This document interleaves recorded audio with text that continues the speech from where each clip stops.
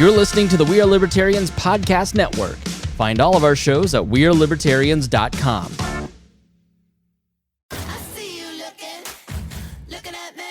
Can I have your attention, please? Yes, hi, Wanda Sykes here.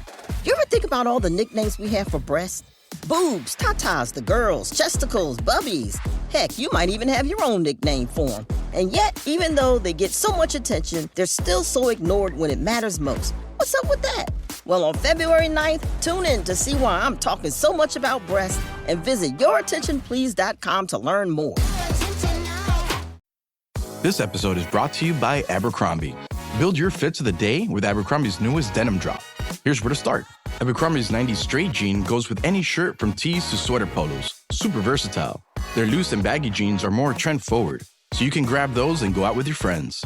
Abercrombie's denim fits come in a range of washes. Build your looks around Abercrombie denim. Shop online or in store. You're listening to the We Are Libertarians Network. Find more great shows like this at wearelibertarians.com. All right, let's get back to some boring subjects. Understand the risk to our country. Freedom brings people together. You're listening to the We Are Libertarians Network. Learn more at wearelibertarians.com. Welcome to We Are Libertarians. This is episode, I believe, 440, June 9th, 2020. It is, man, there is a ton going on, and we're going to talk about all of it tonight. Going to talk to our good friend Remso Martinez. He's here. Harry's here. We got a hold of Harry. He's been down in the bunker, and Rhinehold will be here. So stay tuned. We'll be back right after this. Warning. This show is for adults, produced by semi-adults. So the language is sometimes strong and offensive. I don't know what I said. Welcome to We Are Libertarians, where our goal is to help you sound smarter while talking to your friends. We examine current events from a libertarian perspective while treating modern politics with all of the irreverence it deserves. There has been lie after lie. We toss out the screaming heads, put people before political parties, and give context to the news to make you think. Now, here's our host, a 15-year veteran of politics and media, Chris Spangle.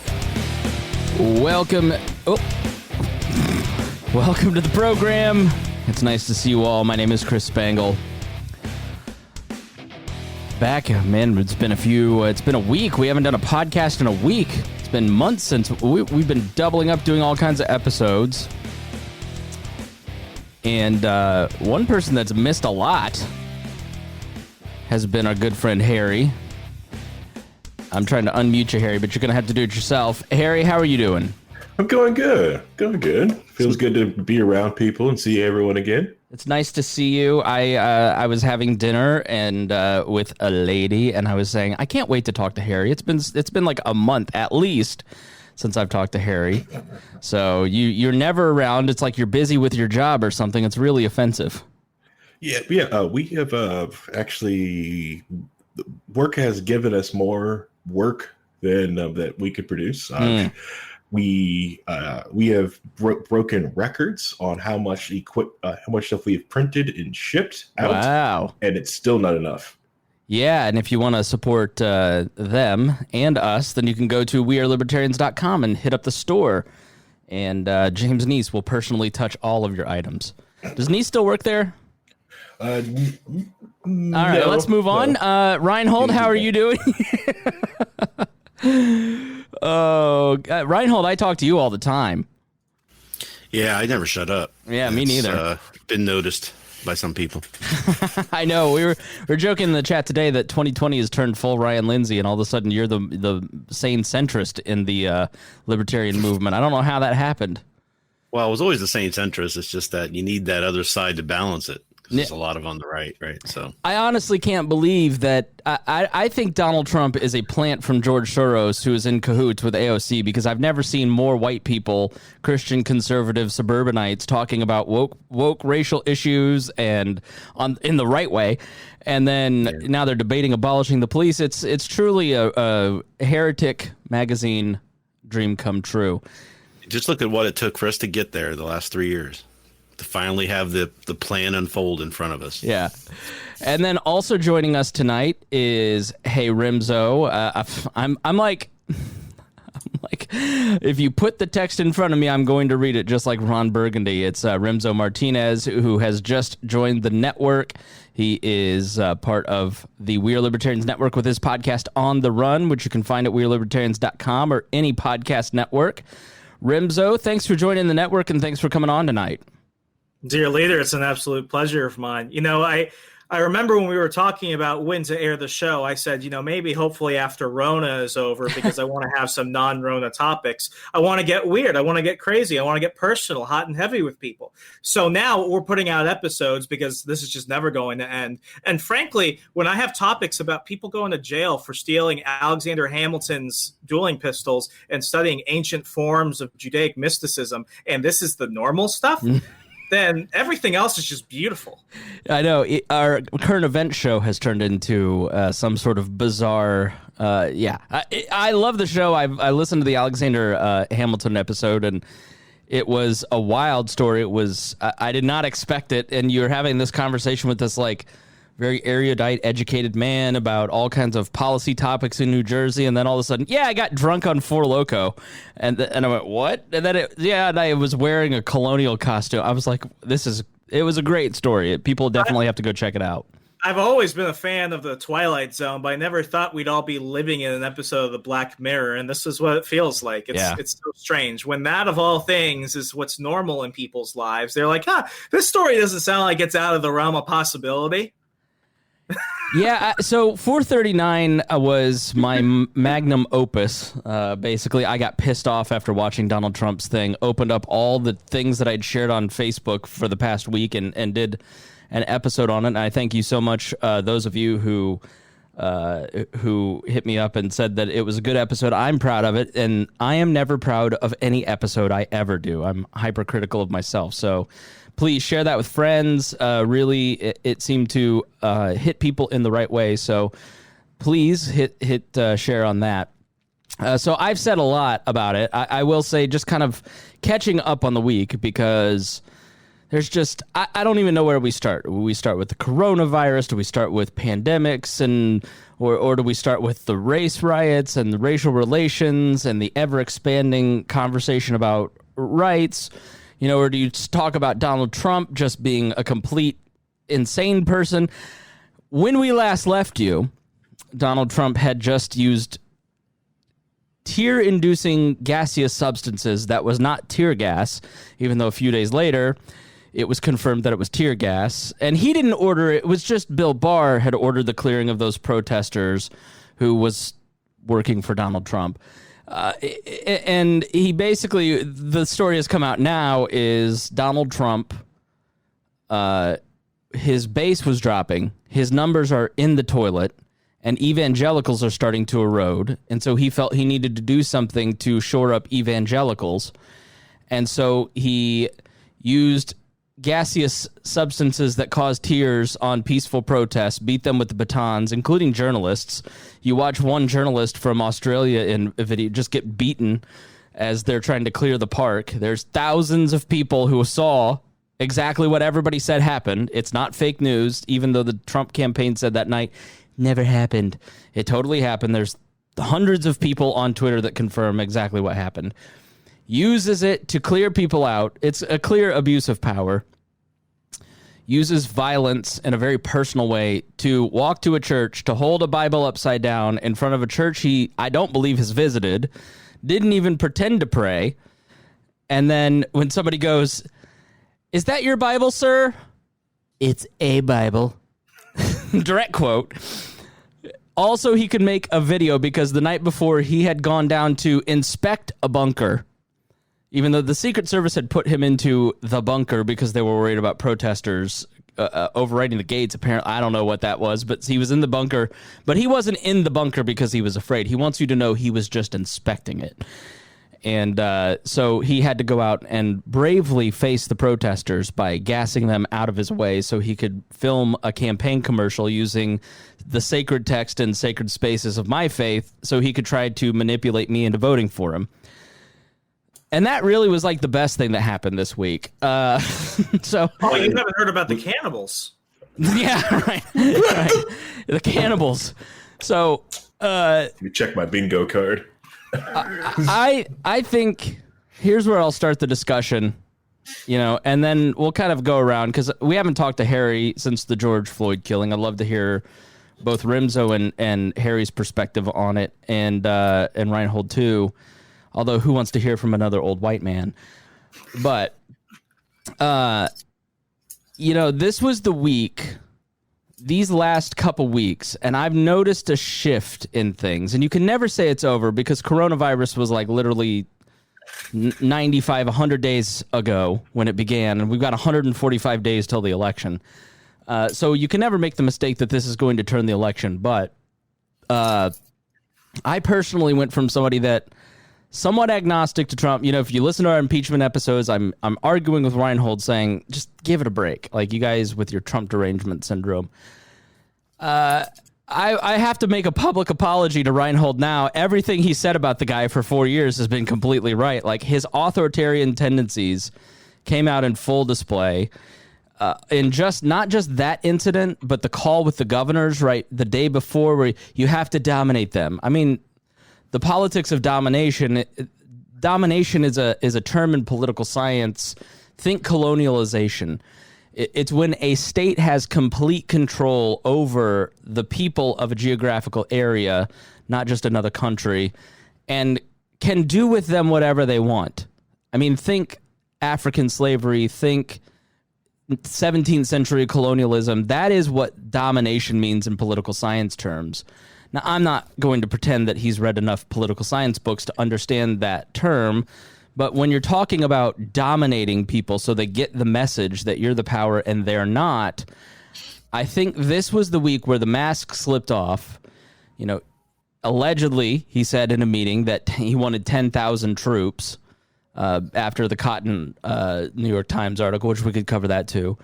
And Esper pushed back, Barr pushed back and said, you can't do that.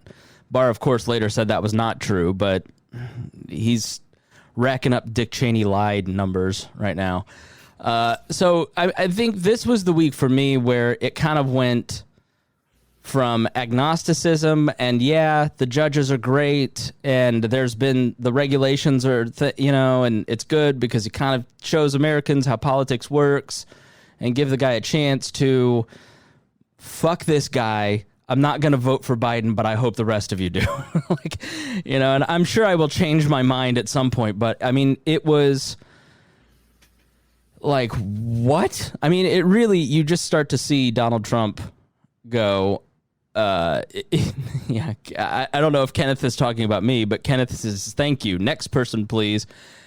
It really was stunning. So first, let me start with Rhinehold and say, this is your moment to gloat because all of those of us who didn't listen went this week, that authoritarian thing may be true. Just a little bit. And remember, it's been, I think it was last week, was 4 months since the impeachment hearings ended. Just 4 months. Right. It's not been a year and a half. Was that January? I can't remember January. Yeah. And then it's a little crazy. And then what's also interesting is watching the complete implosion that's happening with Donald Trump. He's not stopping. He's not grabbing a hold and catching stopping the free fall. He's diving in and doubling down on it. I mean, today was one of his worst. I mean, it registers in one of his worst moments, but we won't remember it tomorrow. Where the guy in Buffalo who was walking up there, the conservative press has their own narrative because we know what they're up to right now. But the guy in Buffalo, who's a 70-something-year-old man, was carrying a police helmet. Police push him down. He falls backwards. Head starts bleeding out. The police said he tripped and fell. And then in the Buffalo Police Department, basically the story was they said, you're all on your own. And that the police resigned, 54 of them, from a special team and said, if our police unions and our politicians are not going to support us, we're not going to go out and control these riots. But it got reported initially as they all quit the force to support the two guys that beat this guy up, basically. And so Donald Trump releases his name today and calls him an Antifa member. And he's forever changed that guy's life because he will now have reactionaries trying to kill him and blowing up. And I mean, that will follow him forever. And so who knows if he's Antifa or not. But even if it's 100% true, everything he said in the tweet, is it right for the head of the United States government to target a private citizen for their political beliefs and open them up to death threats and the level of harassment that we all know this guy's going to get? You know, that's just a blip in all this. You know, that's just one day. So he's really out of control. We'll forget about it the next 2 days or so when he gives his nice race speech written by Stephen Miller. And he's going to save it with a race speech written by Stephen Miller. Now, Remso, you're of a different persuasion than Rhinehold and I, which we're going to talk about tonight. What's your opinion of Stephen Miller? I'd love to hear what you think, because you follow the news pretty closely, so I'm sure you know what's going on there. It's always been kind of strange because it seems like every other day they just add a new cast to the Trump cinematic universe. And, you know, I'd be lying if I said I was caught up with everybody. What I do know about Stephen Miller is what I don't know. It's the fact that if you're on the right, you have to defend him like it's, you know, a member of your family if you're your last dying breath. And if you're on the left, he's, you know, a white nationalist, a racist, and all this other stuff. I've done very little research on him, but what I can tell you is he might have different opinions than I do on immigration, on law enforcement, things like that. I've never really seen anything that I would say makes me think, oh, this guy hates non-white people. So this whole, oh, he's a racist, he's a bigot, he's a homophobe, he's all this other stuff. If it's out there, then no one's shown me anything that could convince me otherwise. I'm not saying it doesn't exist. I'm just saying that with what I've been able to see, I don't see it. But then again, I see this with really everybody. We're in the politics of absolute destruction. And you mentioned this earlier with the political science definition of domination. In some schools, we called it power politics. At the Helm School of Government at Liberty University, we called it the politics of absolute warfare and other things like that. It's you are inherently my enemy and you are everything terrible in the world just because you're on the opposite side of this when it comes to me. And honestly, I can't really be fazed by any of this. What we're doing right now, and this only becomes more evident because we're in a general election year, is everyone's looking for a savior. Everyone wants Donald Trump to fix everything. Everyone wants Joe Biden to fix everything. And the thing is that we are far too complicated as a country. We're far too different as people alone to require one person to save us. And I even say it trickles down to all forms of government. We're seeing this now. We're seeing massive distrust. And whether or not you've lost faith in society or now you're just really starting to question it, what we really need to do is understand what's really happened. I'm not surprised by the riots. I'm not even surprised, nor am I really angry about what Trump did over near, the church near the White House, because they've been saying they were going to do this. Anyone that said that this came out of nowhere and they were completely shocked, I'm not saying I was ahead of it. They were saying who, what, when, where. Yeah, I mean, it was always going to happen. And when Maxine Waters was screaming at that rally around the midterm elections, and she was like, hassle them at gas stations, hassle them at restaurants, march in the streets and everything, follow them at home, go to their homes, I took her very seriously. I mean, we're seeing people go to Tucker Carlson's house near Georgetown and completely terrorize his wife and kids just because a talking head on TV has an opinion they don't like. I don't like a lot of people on TV. Doesn't mean I'm going to go scream at their houses. When I think that the people in the talking box have actual direct impacts on my life, then I have bigger problems that I'm ignoring to go ahead and focus on that. So I think we're in it to really understand that this is nothing new. This is nothing that's going to be of absolute consequence. Maybe this hurts them. Maybe it doesn't. I think I'm too dumb to really predict how things are going to result in November. But one thing I will say is this. If before that day you liked Trump, you probably still found a reason to like him. If before that day you didn't like Trump, you just found another reason not to like him. I think we're so far back into our own bunkers, we're willing to justify just about anything to get the results we want. Dennis? Excuse me, Rhinehold?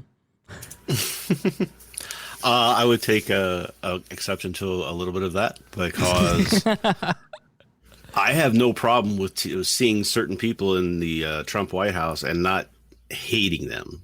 right, or not identify them as racist or anything like that. Stephen Miller was outed by having a membership and participating in a neo-Nazi white supremacist group online forum, and he had no clue about that. Yeah, sure. He is not idle there either. He wrote things, right? So they've been calling for him to be removed from the administration for a year almost. That makes sense. It was actually not that long ago. It was like 4 months ago, I think. My gut tells me that Stephen Miller is the guy that wrote the tweet with the segregationist quote in it a week or two ago. Like, I don't think that Donald Trump, I do think Donald Trump is an intelligent person, and I do think that Donald Trump is a genius at PR and getting attention for himself. And I'm not going to pretend that he's a dumb person, but I do not believe that Donald Trump has a firm ideology or an end game. Donald Trump enjoys winning and power and being in charge.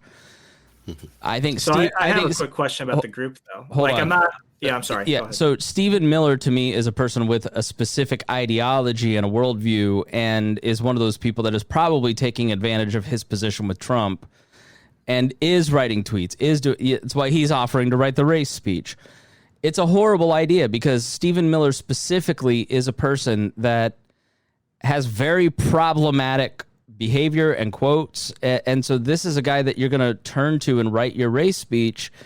All you're going to do is inflame, which is exactly what Stephen Miller and Donald Trump want. They don't want division, and that's why the Mattis statement, Mad Dog Mattis comes out, the former Secretary of Defense, the general, and says, this is the first president in my lifetime that doesn't unite the American people, and the important caveat that he added, doesn't even try to unite because I don't think any of us would look at, the last three presidents specifically and say these are uniting figures. They had their moments, but they did engage in that kind of partisan bickering politics and of division. Whereas Donald Trump feeds off it. Donald Trump doesn't have the ability to give a uniting speech because it's so fundamentally in his DNA, which is why he was elected. His voters, his base, want liberal tears. They're not looking for reconciliation. They're looking for division. They're looking for that toxic poison because they buy his bullshit about being victims. And I think that Stephen Miller is probably he's one of the last men standing in this White House who has kept his position consistently. And I think Trump relies on him maybe more than any of us realize at this point because he's one of the presidents have a tendency once they feel kind of isolated and fenced in to turn to the original group of people. That's why Lewandowski's still on these phone calls. Nick Ayers, they're all kind of still in there. So, I mean, you had a question, Remso, about the Stephen Miller stuff, and then Rhinehold. We'll start with Stephen Miller, and then we'll kind of move towards the politics of division and unity that you kind of opened up, Remso. Yeah, Rhinehold, I trust your opinion more than I trust, CNN and a bunch of other places. So my question isn't coming from, trying to be a gotcha thing. I am just genuinely curious. When a media outlet labels something far right or white nationalist or something, I'm a bit jaded because I don't think they have a great consistency in terms of their record of accusing people of being certain things. Was the group really that, or was it just like a group full of Trump people who just like to say? No, it was that. Okay, then that completely changes. I didn't know about that. Yeah. So if you see that and you know what that stuff is, right? So I believe that makes sense to me. That's the thing is I won't go out and call anybody a racist unless I think that they've proven that they are. Right. So there's this whole fight inside libertarianism about certain people being racist adjacent or defending racist and things like that. And it's like, yeah, there's things that they do for the different reasons than racism because they see things in a different view. Like they're kind of blind to it because they're not thinking about it that way. And they're more interested in crushing their opponents. So they don't recognize that some of the things they say or do are problematic to people who are, who do see this stuff. Of a different ideology or a different culture, maybe is the way to put it. Yeah. Let me illustrate it. Like, so something like, and I would definitely say that I've fallen into this. Like, we have a Confederate monument that is being removed today here in Indianapolis.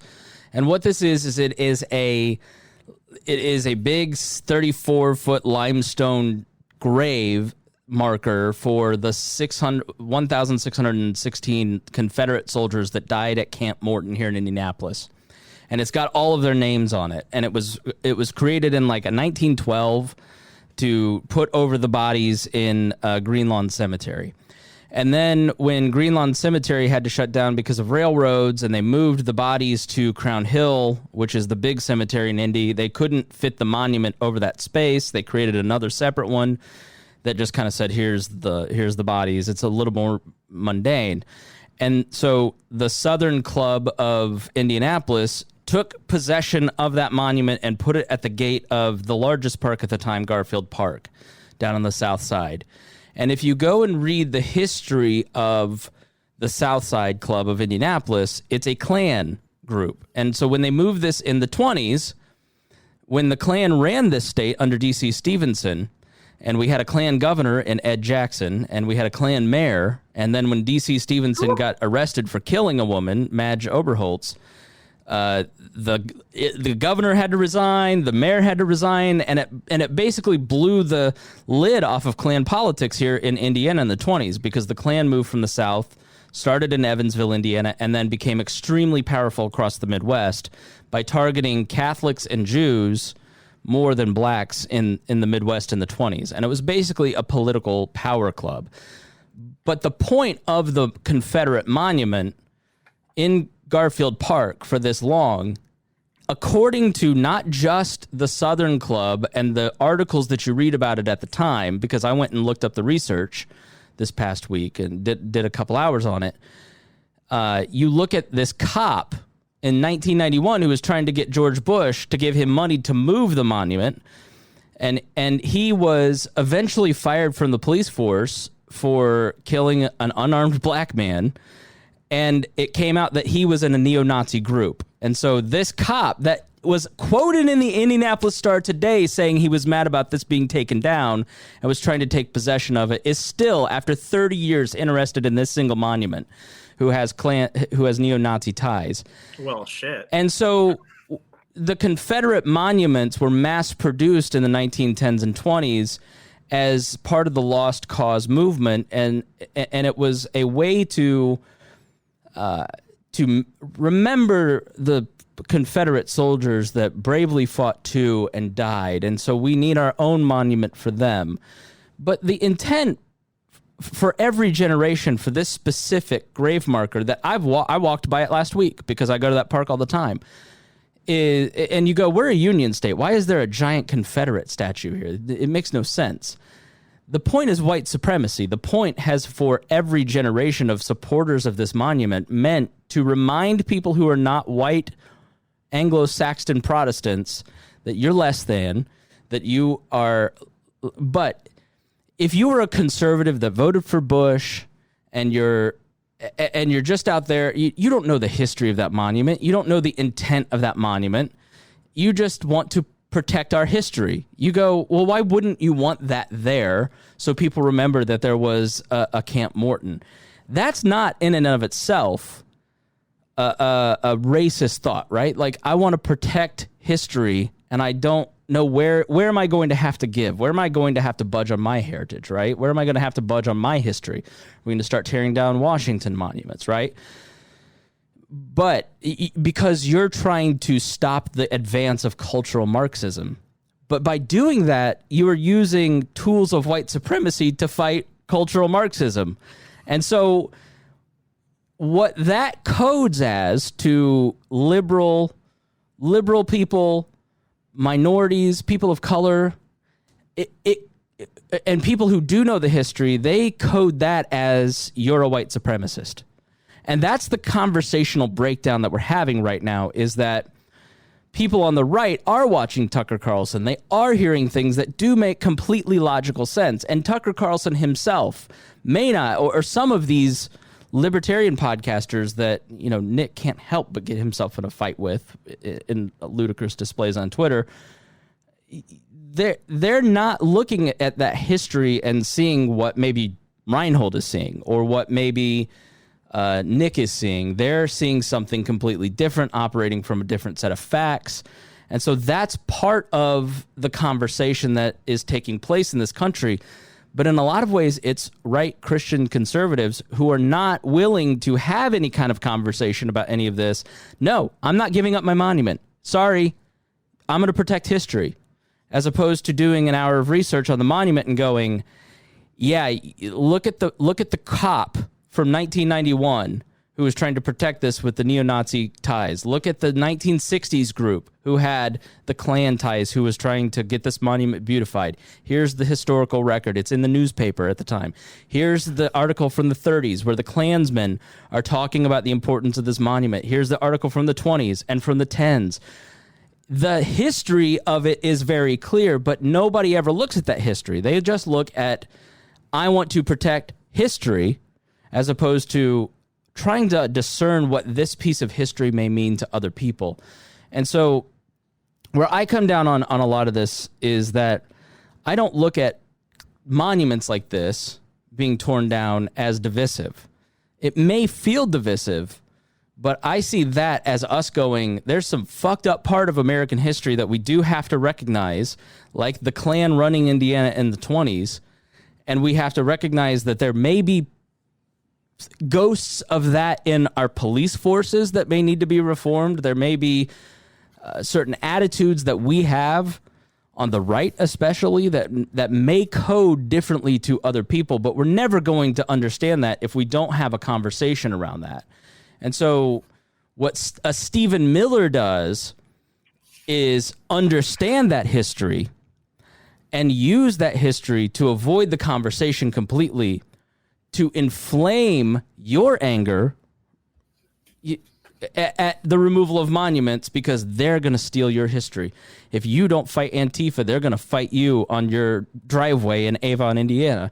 And if you can't protect yourself because they're going to steal all your guns and then they're going to come loot you, then you have one choice in this election. You have to vote for self-protection. You have to vote for Donald Trump, because if you don't, they may overrun the country. They may overrun the courts. They may overrun your Walmart. They, right? And so part of the objection that libertarians and that people of color and that liberals and everybody is having with people like Donald Trump is that we know the history. We know Stephen Miller knows the history because he's an intelligent, bright person. We know he has very disturbing views on immigration and says it proudly. We know what you're doing, right? Like, that's what I think drives people like Rhinehold crazy about Donald Trump. Is it's sort of like watching right now. It's like watching your conservative friends, especially Christian. It's why it's not Trump Derangement Syndrome in that everything Donald Trump does is drive you crazy. It's that people like Rhinehold can't fucking believe that you're falling for this. Am I wrong? Rhinehold? That's exactly right. Yeah. That's the biggest. It's just like, can you not see what he's saying is the same thing that was being said 80 years ago for the same reasons, to try to whip up people against other people. He's just doing it. I mean, he's not doing it because he's a racist. He's doing it because he doesn't care. He just wants power. He wants loyalty. All the people like Stephen Miller, Stephen Miller is going to be there for the rest of his term, not because Donald Trump necessarily agrees with him, but because he is loyal. And that's all that he cares about in this administration now, is people that are loyal to him, whether they do a good job or not, as long as his base likes those people too. And that's all that matters. So Remso, it's kind of like you have a friend, and let's say it's a female friend, and you know your female friend is dating a guy that, like, she can't see as dangerous because she's in puppy love, but you know enough guys to know that this is not a guy you want your friend dating. And you like gently kind of say like, hey, this guy's trouble. Oh, no. You know, and then you don't understand what it's like. So I think that's kind of the epiphany that I've had over the last couple of weeks, is like, I finally kind of get it, because I've kind of been of the same mindset of you, where no, the media. You know, a lot of our comments are, you know, like, Josh, the media holds some responsibility for us not believing him, though. They've breathlessly been decrying the color of his tie since he was inaugurated. I totally agree with that. everything isn't a scandal. So, yeah, it is really. Does that make more sense? Shopping is hard, right? But there's a better way. Stitch Fix online personal styling makes it easy. I just give my stylist my size, style, and budget preferences. I order boxes when I want and how I want. No subscription required. And she sends just for me pieces, plus outfit recommendations and styling tips. I keep what I love and send back the rest. It's so easy. Personal styling for everyone. Get started today at stitchfix.com/Spotify. That's stitchfix.com/Spotify. You found your person. Now let the Knot help you with everything else. The Knot connects you to the wedding inspo, vendors, venues, and planning tools you need to make your day totally you. Having helped plan 25 million weddings, we've got your back when it comes to every little detail like RSVPs, budgets, and more. Because your wedding comes to life with the connections that matter the most. Get started at theknot.com/audio. The Knot. Let's plan your wedding together. Absolutely. And I mean, the last comment that just came up, if you could bring it up, I think people need to see that. It's one of those things that a lot of people are really struggling with right now. And I mean, I think Josh is 110%. And I see this in the Beltway all the time. I've seen it since before I got into media when I was a political consultant. What we're dealing with is not how do I fix things? How do I make things better? Once people obtain power, the only priority they have is to keep it. So, it's gotten to the point now where I know if I'm getting exhausted, if I'm getting tired, and if I'm, having a hard time believing things that otherwise would make sense, I can only imagine how it is for your apolitical voter out there, your person who rarely tunes in, who's either your liberal CNN watcher or your Fox News Republican, and they don't really dive into the nuance. They're just kind of waiting what to be told next. It makes it really complicated. And I mean, I'm glad that Rhinehold did his homework on Stephen Miller. There have been other people in the Trump administration where I've looked at them and I've just been like, why the hell is that person there? And then, I meet people who are connected to them and they're like, oh no, you got to give them a chance. They're a good person. I've met a lot of so-called good people in politics that turned out to be criminals, drug dealers, pimps, potential murderers, absolute hardcore racists. But ultimately, so you've met Hillary Clinton. I mean, it's allegedly. Yeah, allegedly. If I wind up dead in a jail cell, you know who did it. But it's at the point now where it's like what I began to realize was the only reason why they defend those people is that they all have something to protect. And that's what this is all about. There was a funny TikTok video about this liberal teenager reading a Trump campaign email asking for donations. It was like, oh, get your Trump 2020 hat so people know you're part of the president's defense. And she's taking that as, oh my gosh, this is the wake-up call for the new Holocaust. And I'm looking at that and I'm like, I can't tell whether this is satire or whether or not that's what she genuinely believes. But this is where we've come. I stopped being mad at politicians probably like 4, 5, 6 months ago. I had this epiphany. Somebody keeps having to give them permission to go back. We had like Strom Thurmond from South Carolina, I think. The dude was there until he was like deaf, mute, and invalid. And it's like, who kept sending him back there? Why is Nancy Pelosi going back? Why does Mitch McConnell keep going back? Who keeps sending all these people back? And then I had to realize not any amount of special interest group money or pop culture topics or whatever is going to ever be as forceful as voters on election day. Yeah. Yep. I've always said that is that we have the government that we want. I mean, we're voting these people in. So if how can we complain about the people that we're voting in being in there doing those things they're doing when we keep voting them in? That's why I'm like, get rid of Trump. If whoever gets in there next, if it's Biden or Jorgensen or whoever, if they're not doing what you want them to do, get rid of them and put someone else in next. Don't keep sending these people back. Try other people, try different things, try affecting the changes you want to see yourselves, and don't worry about government doing it for you or politicians doing it for you, because they're always going to let you down and they're always going to do it wrong.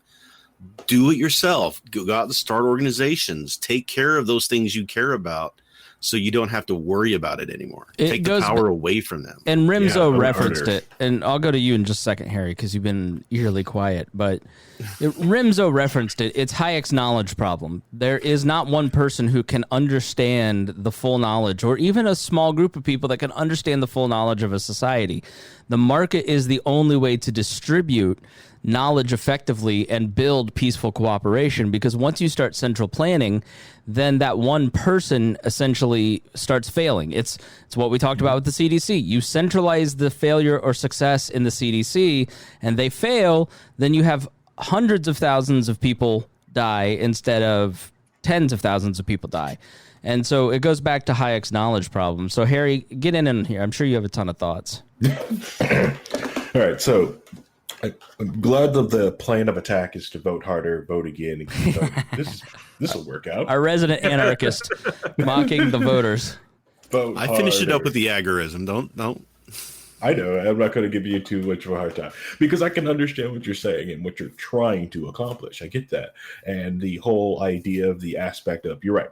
Once one person tries to essentially plan different things start falling apart. It's the reason why a lot of people hate these phased back of trying to restart the economy after shutting everything down for the Rona, because one person has no idea how many moving parts that are going through the economy right now. Right. Our factory stayed open because we just said, screw it. We're just going to keep going until someone actually tells us to stop.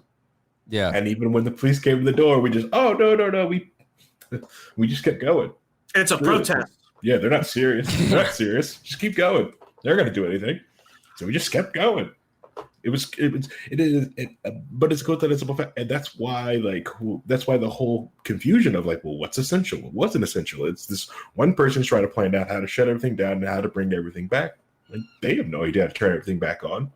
There's like, but we can't turn it on back at once. Honestly, that's the only thing you can do because you have no idea what's going on out there. Yeah, the whole idea of a stair step back to society is as dumb as the stair step down. Like someone was, I shared that the World Health Organization yesterday said that asymptomatic carriers are not all that effective at carrying it, and then they said that they are today, and they kind of flip-flop back and forth, and that was a lot of people on my Facebook going, why should we even trust these people? And honestly, after nothing happened after the Michigan protests and there weren't big spikes around the country, after those protests, I kind of went, huh. And I think in a week to 2 weeks, we're going to kind of know now. I've seen and heard that while there isn't socially distancing, almost everybody that attends these rallies are wearing masks. But still, that doesn't totally make you safe and secure. And so the trust in experts has gone away completely. So, and everybody's citing these experts. And this is something you should keep in mind when you're listening to political talk. Everybody cites these experts that say protesting to end systemic racism is good. Go ahead and do it. They never say who, how many, where. There's never really any details when it's kind of just talked about the general notion. They're just beating up on the experts. But the problem is that the solution for the pandemic was government, and you politicized the solution. And so when you politicize the solution, people feel they're a part of it, and they feel resentment towards it, especially if you keep changing information, which is totally logical, right? Like something that a brand new disease, a brand new virus, we're less than 6 months in. I expect you to not know everything about this thing and change over time. But when people resent you because of the way that you have socially engineered them, expect them to no longer to listen to you, especially when people in your field start saying things like, these protests do matter, so go ahead. If we lose 10,000 people to end systemic racism, okay.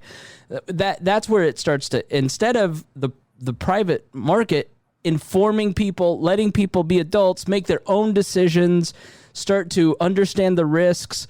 Then as information changes, they have less resentment towards the people giving them information because they're not being socially engineered. They're being given information that they can then act on and make rational decisions, Harry. Yeah, it is. You are right.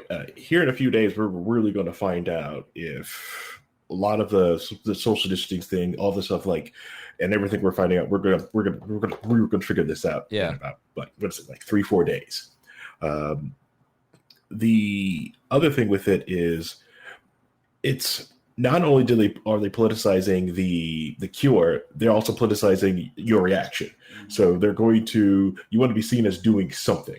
and trying to do the best thing you can do. And I'm doing this for science. And you're also watching how people are doing things because they don't want to be liable, So so if you got you can really find out who, one, doesn't want to be liable, or two, is that it's an election year and they want to be seen as doing something. So they'll get a judge, a sheriff, in any type of local terrorism, wants to be shown either doing something or either allowing people to defy the lockdown order or going to severely enforce the lockdown order because they feel this is what their base wants. So yes, the political solution to this unknown virus that we all are trying to deal with and learn about at the exact same time.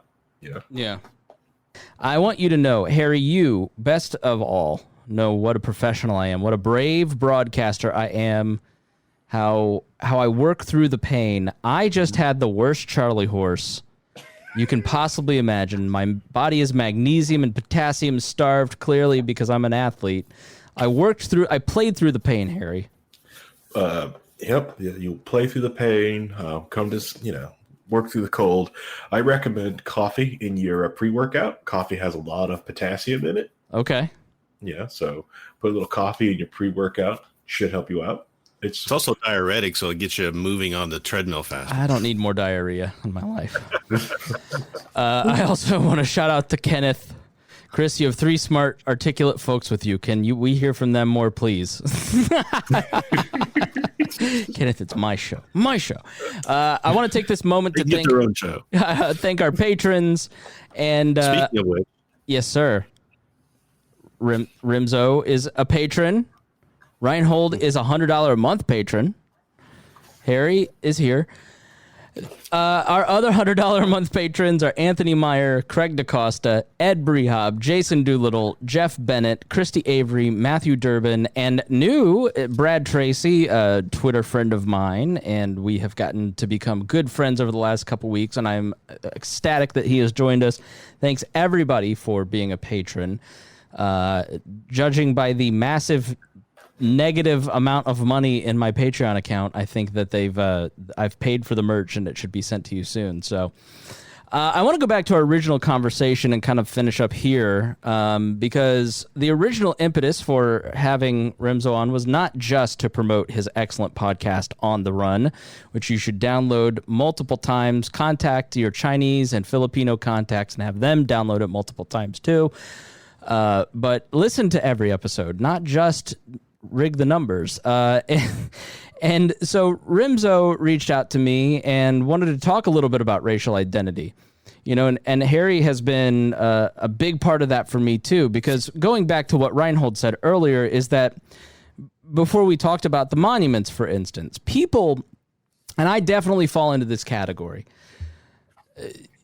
like the monument thing I never would have gotten had I not kind of, first it was Mitch Landrieu, a white guy from Louisiana giving a speech about these monuments, saying, here's how this affects people different than you, and so I had one version of these monuments based on my identity, and make no mistake, white identity is an identity.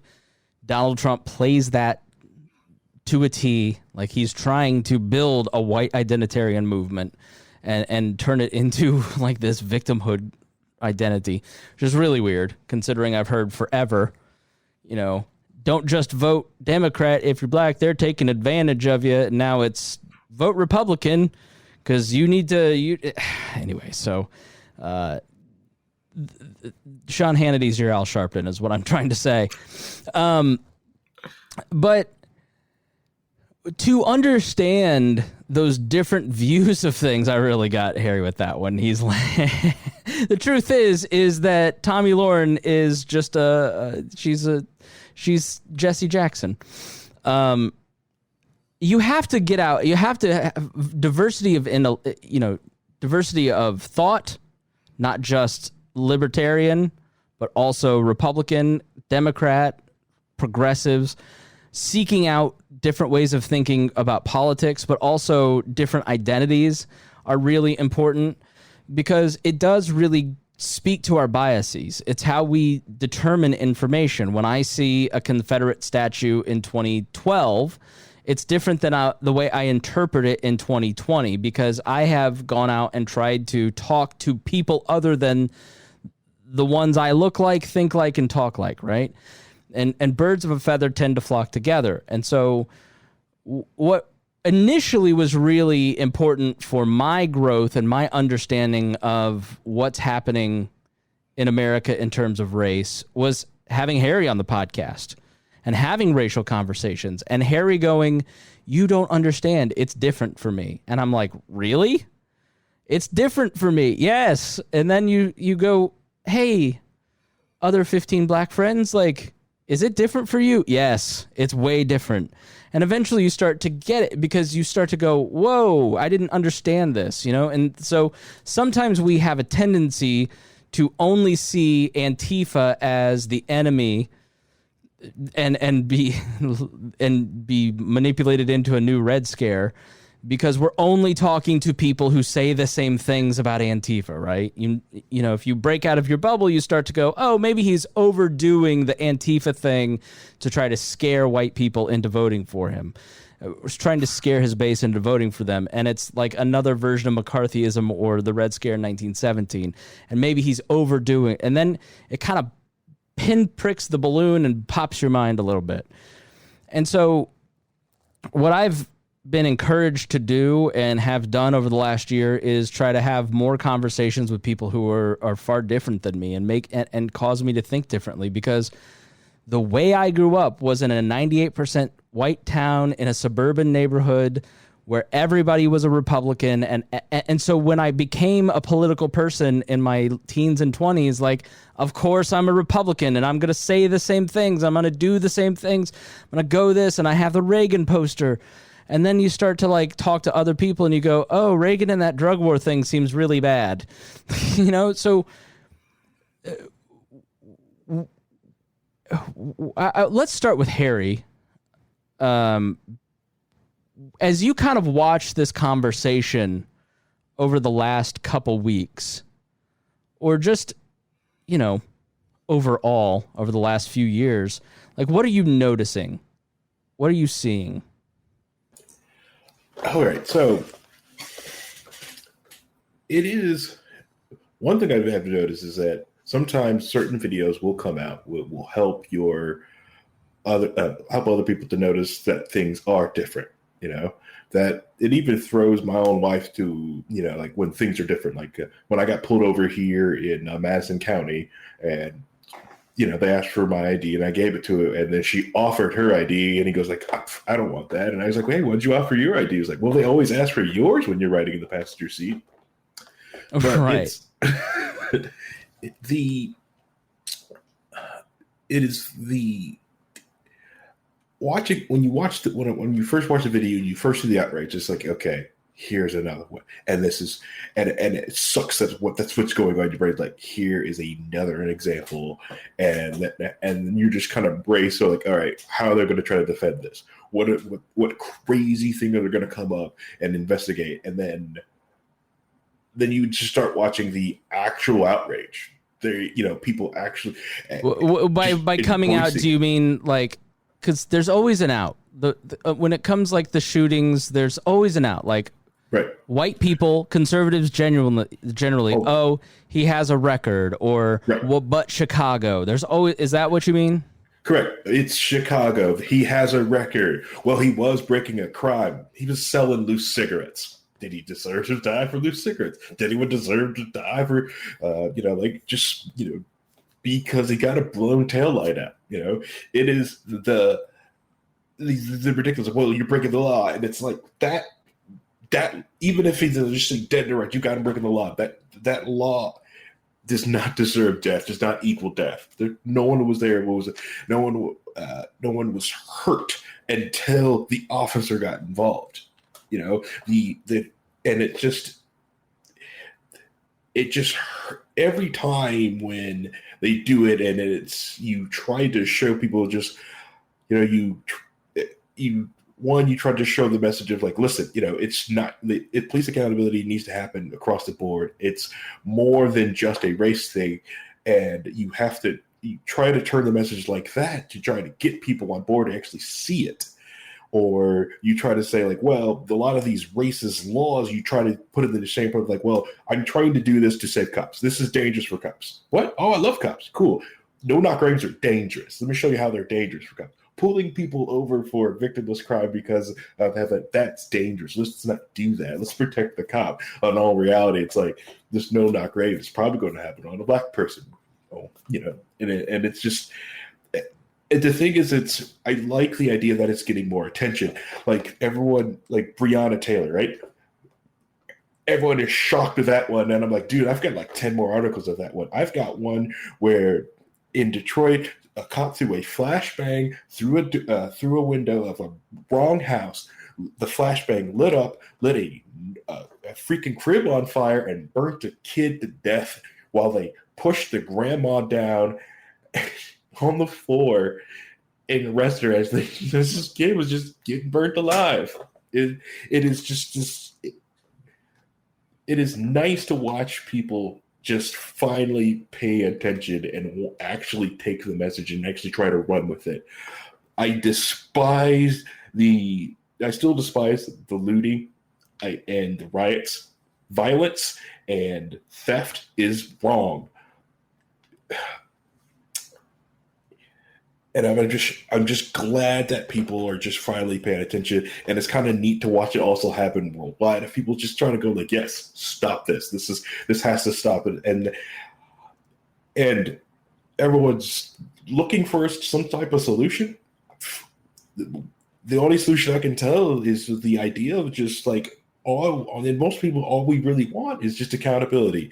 To take away the qualified immunity and that they allow someone to at least civilly sue and criminally sue, and to just have people accounted for charges. It is just crazy when really people start diving into the data of how awful the different situation it is and how protected these people are. Yeah. And before any other cop was like, well, you're creating this us versus them mentality. It's like, they've done that for years. That's what the thin blue line is. It's us versus them. They've done it for years and try to make themselves tries to become the other, this better, this stuff like that, this different of such. Yeah. They're not. They have a job, and a lot of them also, which they also have a lot of animosity with their community because they also don't live in the community they police. A lot of people are like, well, I know some good cops. Yes, those IMPD officers that some people like, you know what? They probably live in Indianapolis and live close by those communities. Those IMPD officers that are dicks, as soon as 5 o'clock or whatever their shift's off, they're freaking out of Indianapolis. That's why I like Lawrence better, because they actually live in their town. You see them in the grocery store. Yeah. Most of if you don't know what I'm saying, take whatever big city town you have, right? Just get up, find the suburbs, and just watch all the cop cars come in the morning or leave at night. Just watch them come in and out. Those are cops that don't live in your community but police in that community. Because that's separation. And so these double wall separation. Have you noticed a difference in the last couple months around this conversation than even, when we were doing the show during Ferguson or Philando Castile? I've noticed in the last couple of weeks. Before it was, it was the same old. People would dismiss it or sprinkle some of the case. But with this George Floyd thing, the people are paying attention and want more information, and they just can't believe they've been blind to a lot of it. And is it that there was such a clear-cut video? Yeah. Yep. This time it was so clear cut, and that everyone had to pay attention. There was nothing else going on to do anything about it. It was just this. There was no sports games. There's nothing. This was the news, and that's so a great we had point. to look at it. Yeah, that's a great point. There's no distractions to it. Rhinehold, go ahead. Yeah, I think it might also do with the fact that we've had 3 instances within a month period of time too. Mm-hmm. Right. We had Aubrey, and then we had Breonna, and then now we've got, this one. And it's like the first one was starting to kind of bubble and people were paying attention to it and arguing about it. Then the next one happened. And while people were outraged about that one, this happened. And I think that kind of helps. Mm-hmm. People start to go, oh, wait a minute. This isn't a once in every 6 month thing or once every year thing. This is something that's happening with frequency. Mm-hmm. Plus, I do think that the fact that it was front and center for the news, and people were trying to find anything else to talk about other than the COVID stuff. And then this popped on the scenes. I mean, for a while there, we were talking about murder hornets, right? Mm-hmm. That lasted a few days. It still didn't get us where we wanted to go. Right. This popped up, and now I think everybody was just looking for something else to think about or talk about.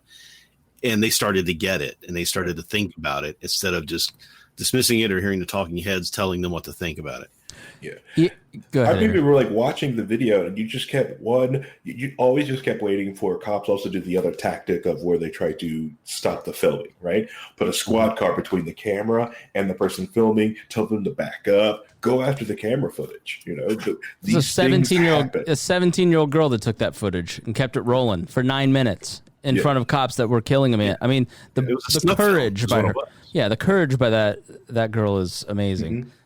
And then to have the one of the policeman's attorneys ask, well, why didn't somebody, if we were supposed to help stop this, why didn't anybody else do that? Why didn't the civilians come over and stop him from killing this guy? And I think everybody's like, you would have killed them? Right. Yes. And if any of those officers, 2 of those officers were being trained by Chauvin. So they were on a training run with this guy, and he was responsible for training them. It's apparently been a huge issue. And I think people are listening at a rate that is totally different. Like even myself, like I went to Amazon last night and was looking at they have the anti-racism books and like the suggestions. Half of them are sold out. How to be anti-racist, white fragility. That is white people buying those books, I guarantee it. And if you don't listen to the Pat Down, please do, because we talk about this in this week's episode. And Dion made the point. He goes, people ask me all the time, how do I fix it? I don't know. If I could fix it, I would fix it. But when there is no accountability for police, and they keep doing the same thing that they've been doing for literally the entire history of this country, and it never gets solved, it never gets fixed, and the government won't hold them accountable, it's up to the people to hold them accountable. And that's the majority that has to do that. And you aren't doing your jobs, white America. You're the ones that have to fix it. You're the ones who have to step up and start listening. Reading a book like White Fragility, which I bought, I know it's going to be uncomfortable, right? Like, and I know that there have been times on this podcast and on the Pat Down podcast where I don't want to seem racist. I don't want to be a white liberal wearing a Ghana scarf or whatever, Nancy Pelosi.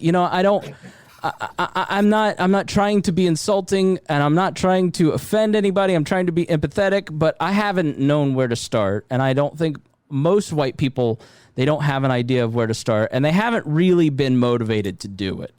And so now they go, no, this is the last generation. We're not doing this again. I watched LA 92, and I'm seeing the Rodney King footage, and those people saying the same things that the protesters now are saying. My parents could have done something about it, but they kept voting the same way. You look at the Watts riots. My grandparents could have done something, but they didn't. They didn't pay attention to it. And I think our generation kind of wants to say, this is the last generation. Now, Remso, you reached out to me because you have a very unique perspective. Harry is a black man in America. Rhinehold and I are white. You come at it from a totally different perspective. I'm a racial platypus. You have a nice bill, sir. Yeah, and I do want to say, I didn't know about the Tulsa bombings until my brother and I were watching Watchmen on HBO. Yeah. And that's in the first episode. And I'm like, this isn't real. And he's like, yeah, it is. And that shocked the living shit out of me. That the move had to bombings. learn it from watching the Watchmen, of all things. Yeah. The Tulsa race bombings, the move bombings in Philadelphia in the 70s. You look, it's there. If you go, I want you with new eyes or ears to go listen to NWA's Fuck the Police. I owned that CD. I bought that CD in 1997. And I didn't listen to the lyrics. I didn't listen to the words. I just love Fuck the Police. Oh, because fuck the police. That man was telling me everything that I needed to know, and it never stuck. It never hit it. It took Harry saying something 5 years ago for me to get it. It's crazy. The thing about the Tulsa thing, there was a specific coordinated effort to bury that in that news story. Yeah. It was basically just written out of all news and never spoken about by the community ever again. And it wasn't until maybe 10, 15 years ago when people started saying, hey, what's this deal? And survivors were actually coming and saying, hey, yeah, this really did happen. And they started unearthing all of this. But it was a concerted effort. Remso, can you explain it for people who don't know what we're talking about? Yeah, I mean, I always knew that black people hated Oklahoma. I just didn't know it until I watched The Watchmen. But basically, the Tulsa bombings, I had to have my brother explain this to me after he finished watching the first episode of The Watchmen on HBO, which when I was watching it when it was on was a crappy series. Now I'm watching it and I'm like, wow, these people knew what was up. But basically, it was a collaboration between the local Tulsa government and multiple Klan factions to essentially bomb and eradicate the black population of Tulsa. And when I mean bomb, I mean they were dropping stuff from planes. Yeah. Like it's some Pearl Harbors type shit. It was insane. And I looked back at some of my textbooks from high school. I couldn't find it. You'd think that would be there.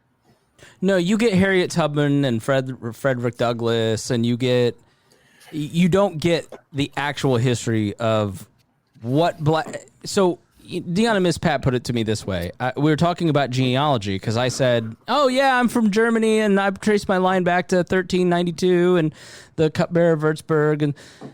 And I go, so what's your lineage? Not knowing. And they go, we literally don't know after the past 2 generations. I go, what do you mean? We literally don't know.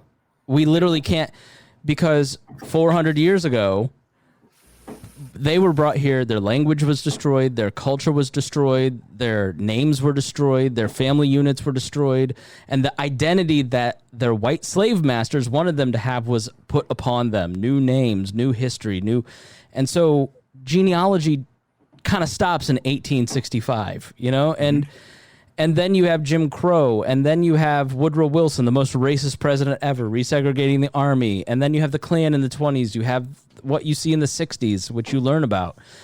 And you go, we're not that far removed. Like the little girl who went to school in 1965 is in her 60s right now. Mm-hmm. Like we're not that far removed from it, And so, Harry, the reality for black Americans is that there are still ghosts from that. And to pretend that we have solved all of our racial issues, I just think is stupid. When we can't get rid of government, we all see the effectiveness of government, but that still exists, right?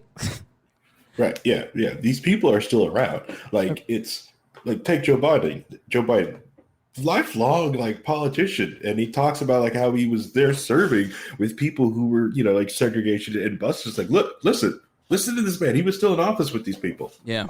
Doing deal with these people. In my book, How to Succeed in Politics and Other Forms of Devil Worship, it shocked people when they learned that George Wallace died in 1998. Yeah. That's the year my younger brother was born, 1998. And it's just one of those things. I think Alabama was the last state to basically outlaw they got rid of their law basically saying that people of 2 different races cannot marry in the state. They got rid of that in like 2000. Like that's 20 years ago. Alabama in 2000, yeah, the interracial, to remove from the Constitution the ban on interracial marriage, 40% of Alabamians voted against removing that. Now, it was kind of confusingly worded, but the margin of error isn't that strong. Like, that's 40%. It's the whole conversation. I'm lisping. Blah, blah, blah, blah, blah. Sorry, folks. The whole conversation of race in America has always been really complicated for me because depending on where I've lived and depending on what the main culture is heading towards of that given area, I've always been something different to people. I don't really talk about it a lot, but people usually end up asking me this. They don't ever ask me like online because they're afraid I'm going to screenshot it and be like, look, this person assumed I'm something.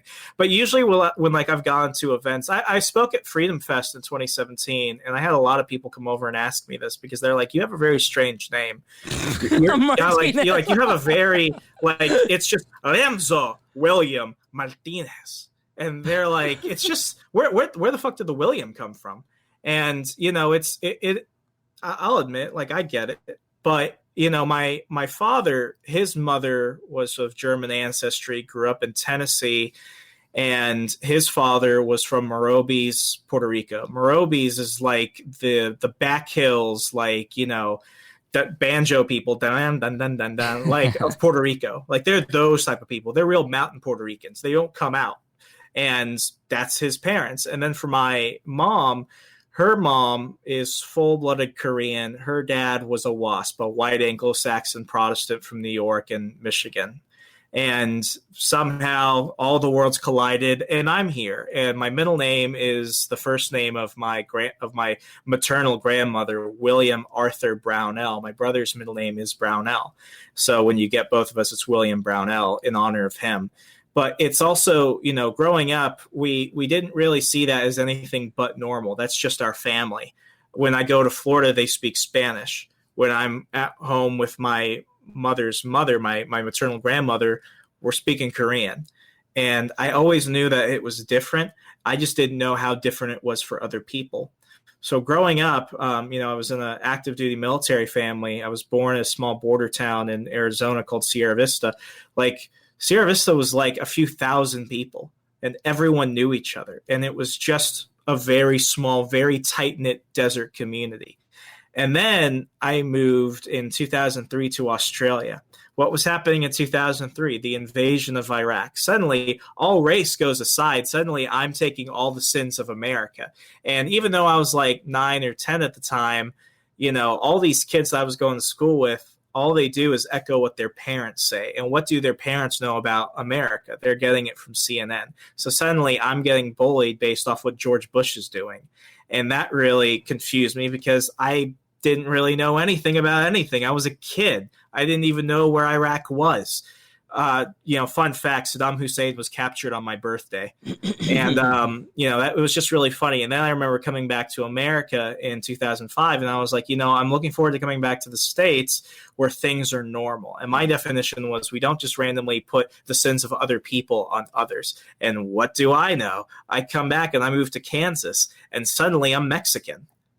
And it just really bugged me because it's like, I'm not Mexican. I'm Puerto Rican. I don't even speak Spanish. But according to the people there, I'm Mexican. And then what happens a few years later?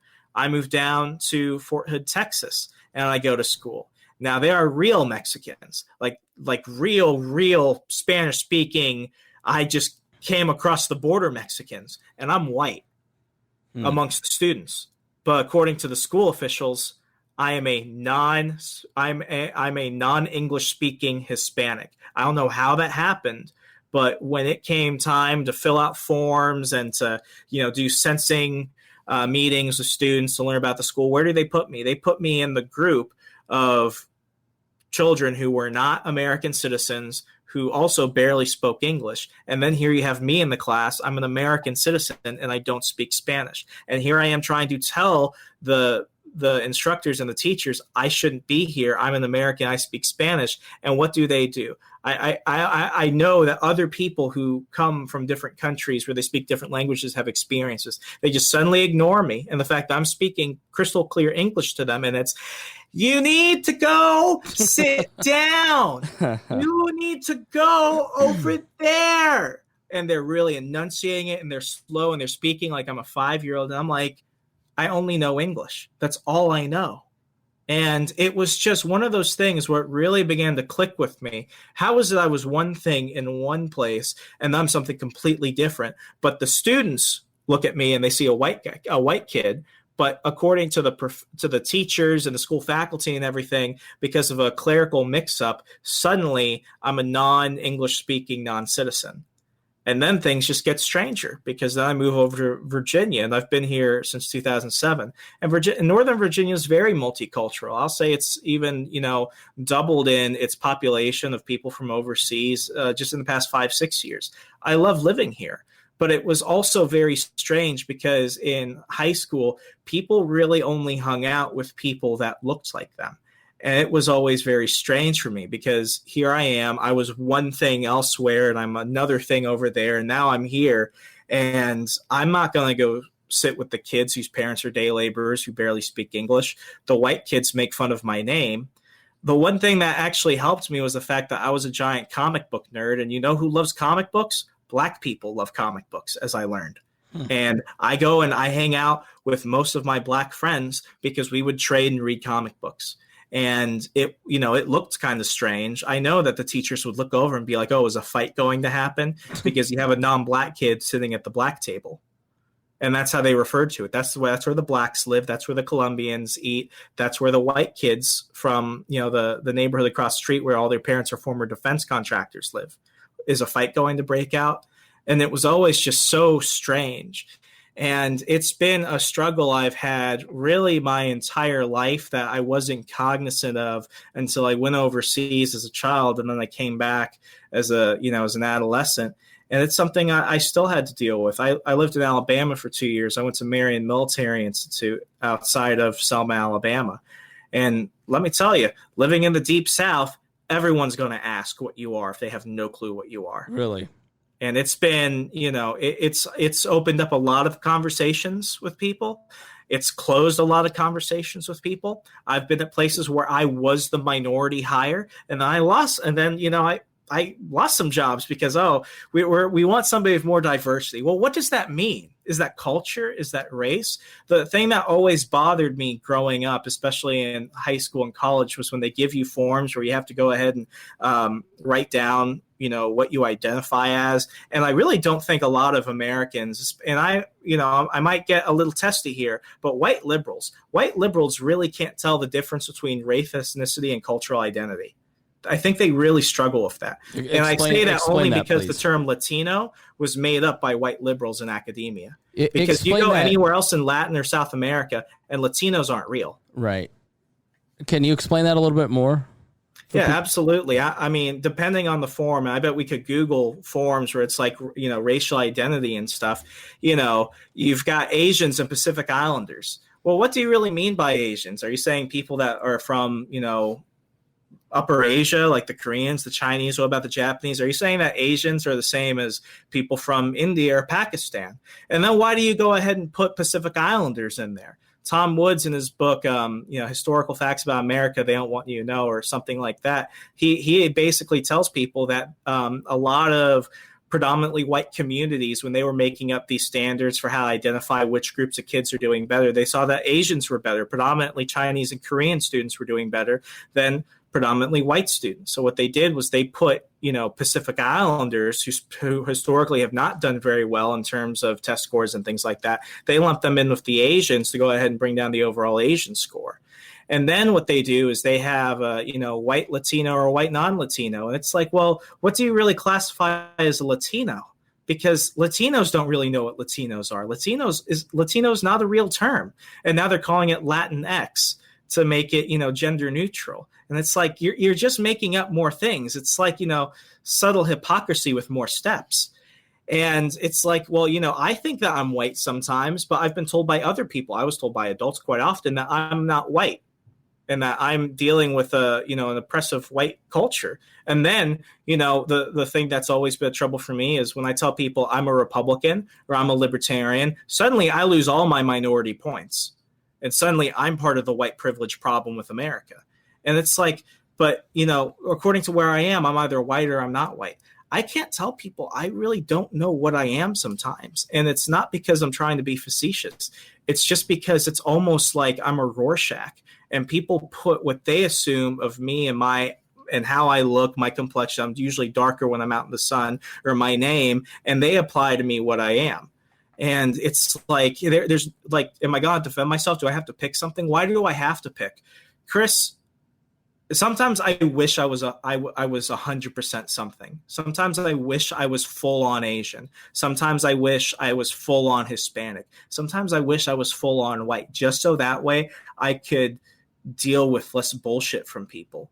But the truth is, and we discussed this as we were chatting the other night, I'm part of a large and growing population of the United States, which is multicultural and which is multiracial. And they don't have a place in this conversation. Yeah, I mean, millennials are 40% multicultural, multi-ethnic. I think so often it's kind of like, oh, well, white privilege isn't real. White privilege. I guess the way to put it is that I have to learn about this stuff. I haven't had to experience what Remso and Harry are like what you two have just described to me are complicating factors that I don't have to go through. And I don't know how to account for that. I just know that like my racial identity has never played a single thing, like other than the conversations I'm having about race. I don't have the same complicating factors that you guys have. I mean, so I guess you have to explain to me how you view that. But like, I just have figured out like, wow, that's a really complicated story. I mean, how does that play into your psychology, Remso? It's one of those things where whenever I was starting a new chapter in my life, whether I was at work or at school or something else, I always knew that's going to be one of the first things that come to people's minds. When I started dating my girlfriend, and we've been together for 5 years, that was something that did come up with her family, because we started dating, and then I didn't meet her family for another 5 months, and she didn't meet mine until a few months in, because my family drove down to Lynchburg for my birthday. She didn't know what my family was like. So next thing she sees my parents, two very good looking people that have, very light Caucasian complexion. And the complicated thing is my brother also makes things complicated. My brother, Ryan Martinez, award-winning producer for our show, The Witching Hour. And he has brown eyes and blonde hair and the palest complexion ever. And he speaks Spanish. I don't. That freaks people out. So she saw that, and she was expecting, who was she expecting? Tomato pickers? I don't know. But I know when she saw my parents, they were not what she expected. And then when I met her parents, I'll never forget her mom's face, because, her some people in her family were like, Martinez, like, who is he? Where is he from? And then when I met her mom around Christmas, I brought flowers, and she looked at me, and she kind of paused. And I kind of paused for a second. I'm like, oh, she's looking me up and down, like, what's going on? And then it's like, some weight was lifted from her shoulders. And I'm not going to assume what she thought, but I spoke to my girlfriend about it later. And she was like, yeah, Mom was thinking you were probably more Hispanic than you are. And I laughed at that. But then, I love her mother. Her mother's been great to me. She's treated me remarkably. We have a great relationship. But that was one of those things I had to think of when we were first getting to know each other. Would that have been a problem if I was? And I'll never know. And I don't think she's prejudiced at all. She's one of the nicest, caring, most sensitive, compassionate people I've ever met. But it's always going to be one of those lingering things that was there. I'll tell you, one of the funniest moments in my life was when I was an intern at the Media Research Center. I was in Newsbusters, and I had the guy from Newsbusters Latino come in, and I knew who he was because he was the only Hispanic person in the room, in the entire building. And he comes over, and he's like, Remso, hello, it's great to meet you. And I stand up. And I'm like, what can I do for you? He's like, I have something I want to ask you. And I lost my shit. I was like, no, I know what this is because I've seen it before. I'm nobody's token anything. I don't even speak Spanish. And I liked Mitt Romney as a kid. What do you say? Like, what am I? I'm not going to be able to fit into anything you want. And he looked at me and he started laughing. And he was like, well, I'd like to congratulate you for being empowered and everything. But I was just going to ask you to pay attention to this hour of CNN because they're going to talk about something about, Nicolas Maduro in Venezuela. And I'm leaving. I just want to know if you can watch it. And I felt so embarrassed. I'm like, oh, shit. How racist of you.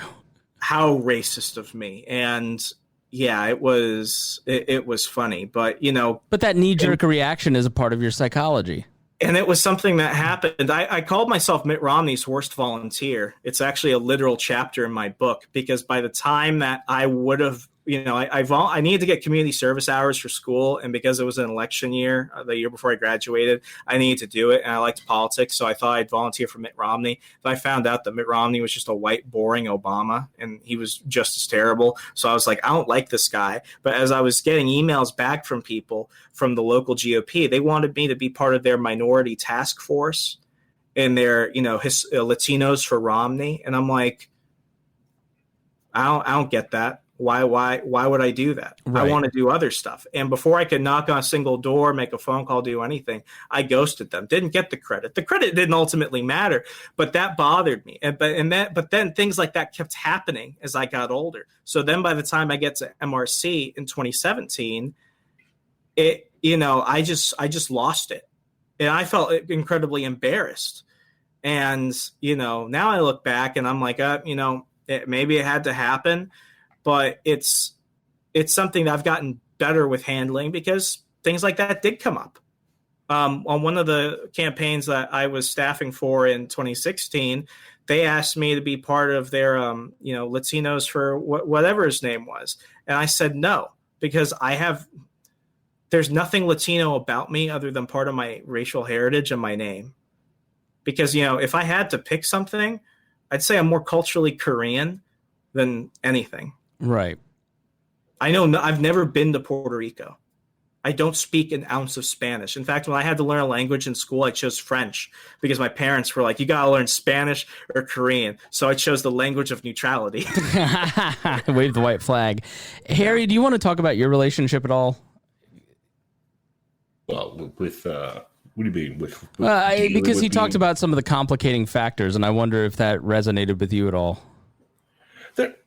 I have had some, and you're free to say no. I mean, yeah, but I don't think mine are like questions. It's like I remember having the realization when I was in college one time. It was just kind of hit me, and I kind of like destroyed the white liberals next to me, and they're sort of like, "What's?" And then I just sit there going like, "I don't know if I'm here in college because of my merit or affirmative action," and there was just, I took the air out of the room and I had left that off my chest. Like, no, Harry, you're incredibly talented. Like, yes, I know that.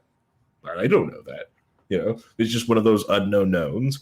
The other thing is when this happened a week ago here at my job. We had a huge, massive meeting, and our boss wanted to talk about the Floyd stuff. And he said, and so I'm in a room with a bunch of just, quote unquote full blown Asian guys and white people, and it's just me. Did you get a lot of hugs and apologies? Well, luckily it was just a Zoom call. All right, good. And I just had to like everyone turn around and apologize to Harry. And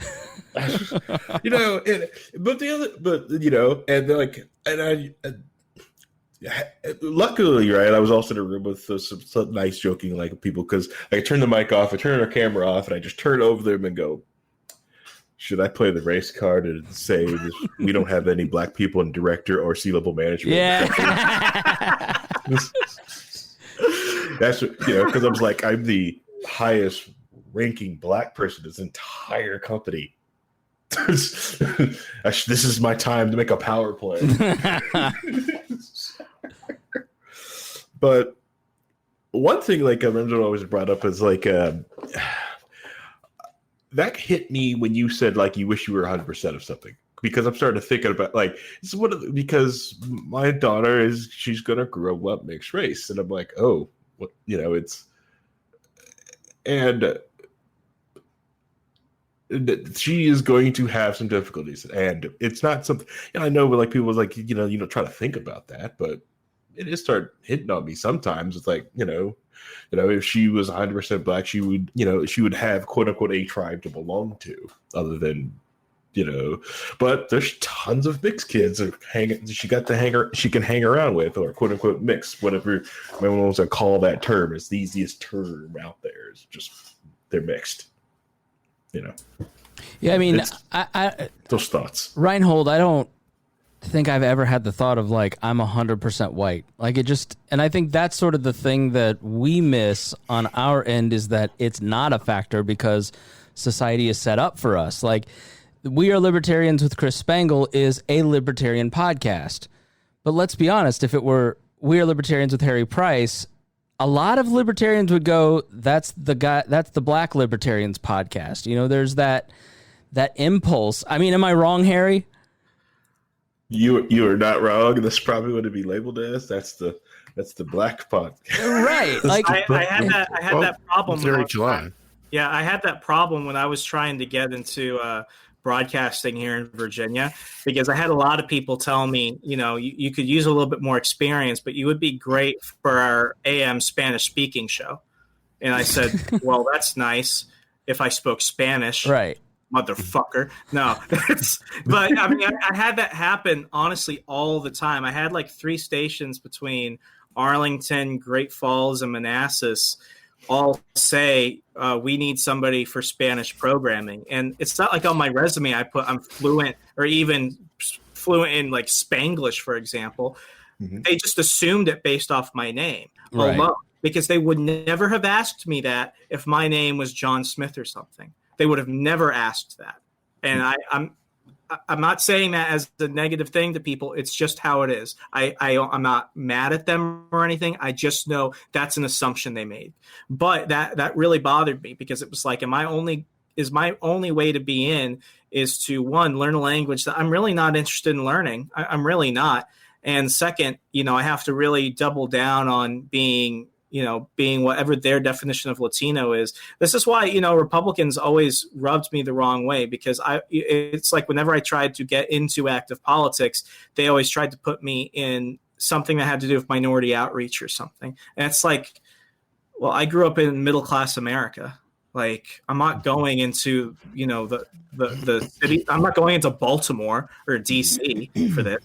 Like, if they see me, they're going to see a joke. Is the term for that? Is the term for that otherizing? I think that yeah, I think that's it. Yeah, and I mean, it was like that with radio. I had somebody literally tell me, if you came up with an alias or a different name, it might work. And I'm like, what's more memorable than Remso Martinez? There's literally only me.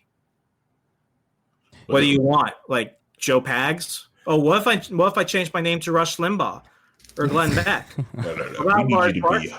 We need you to be Jose Gonzalez.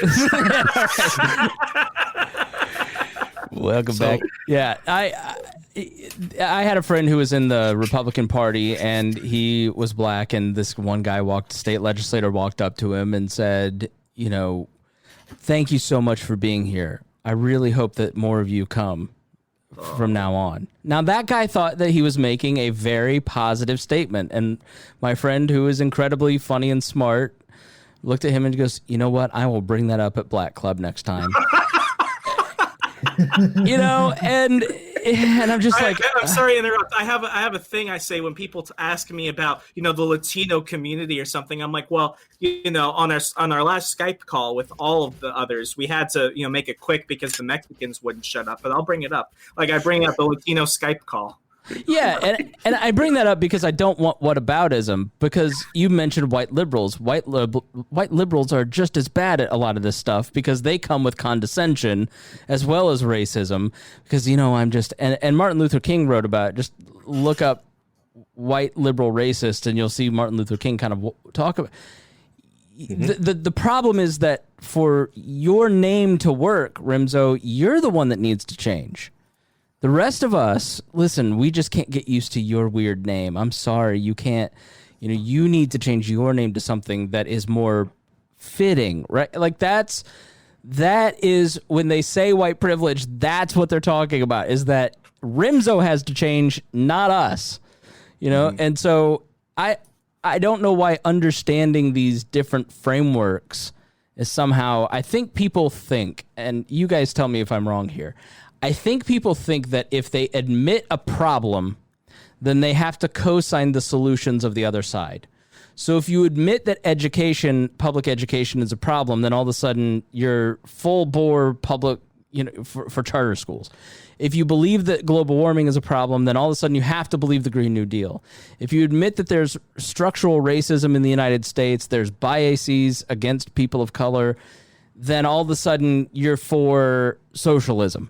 And you're an AOC lover. And I don't buy that. I think that is what's holding people back, is that they view it as, if I admit this is a problem, then I'm going to have to probably change some of my behaviors, which I don't want to do. B, I'm going to probably have to have some uncomfortable conversations, which I don't want to do. And C, I might have to start figuring out different solutions than the one I've been advocating for 40 years. And so the reality is that the era of comfort is over, whether you like it or not. Like, the reality is that if you believe in a politics of domination, that time is over. The time of empathy has arrived, and libertarians are the best suited to enter that conversation with peaceful, nonviolent solutions to a freer world. And it requires us being empathetic about it and having those conversations, because the other two sides are always going to offer up violence. They're always going to offer up domination. They're always going to offer up the broken structures we have now. Whereas if libertarians can lean into this and start having the conversations that we need to have, then maybe we have a chance at deleveraging those other two sides from their position of violence and starting to have a more empathetic world. I look at the last decade. You look at the advancement in attitudes towards gay people, the Me Too movement, and the change in attitude that people have towards women, the change in attitude towards race. These changes are good. The idea that I will live in a society with other people that have different cultures, different values, different belief systems than me, it's just how it is. Like, it exists, and you can no longer use the state to force the outcomes that you want. And so if you're still buying into violent solutions, like, I think that we need closed borders. Well, I'm sorry, you're just not, you've lost. Like, the world of video cameras and cell phone cameras and pictures of kids in cages, you've lost.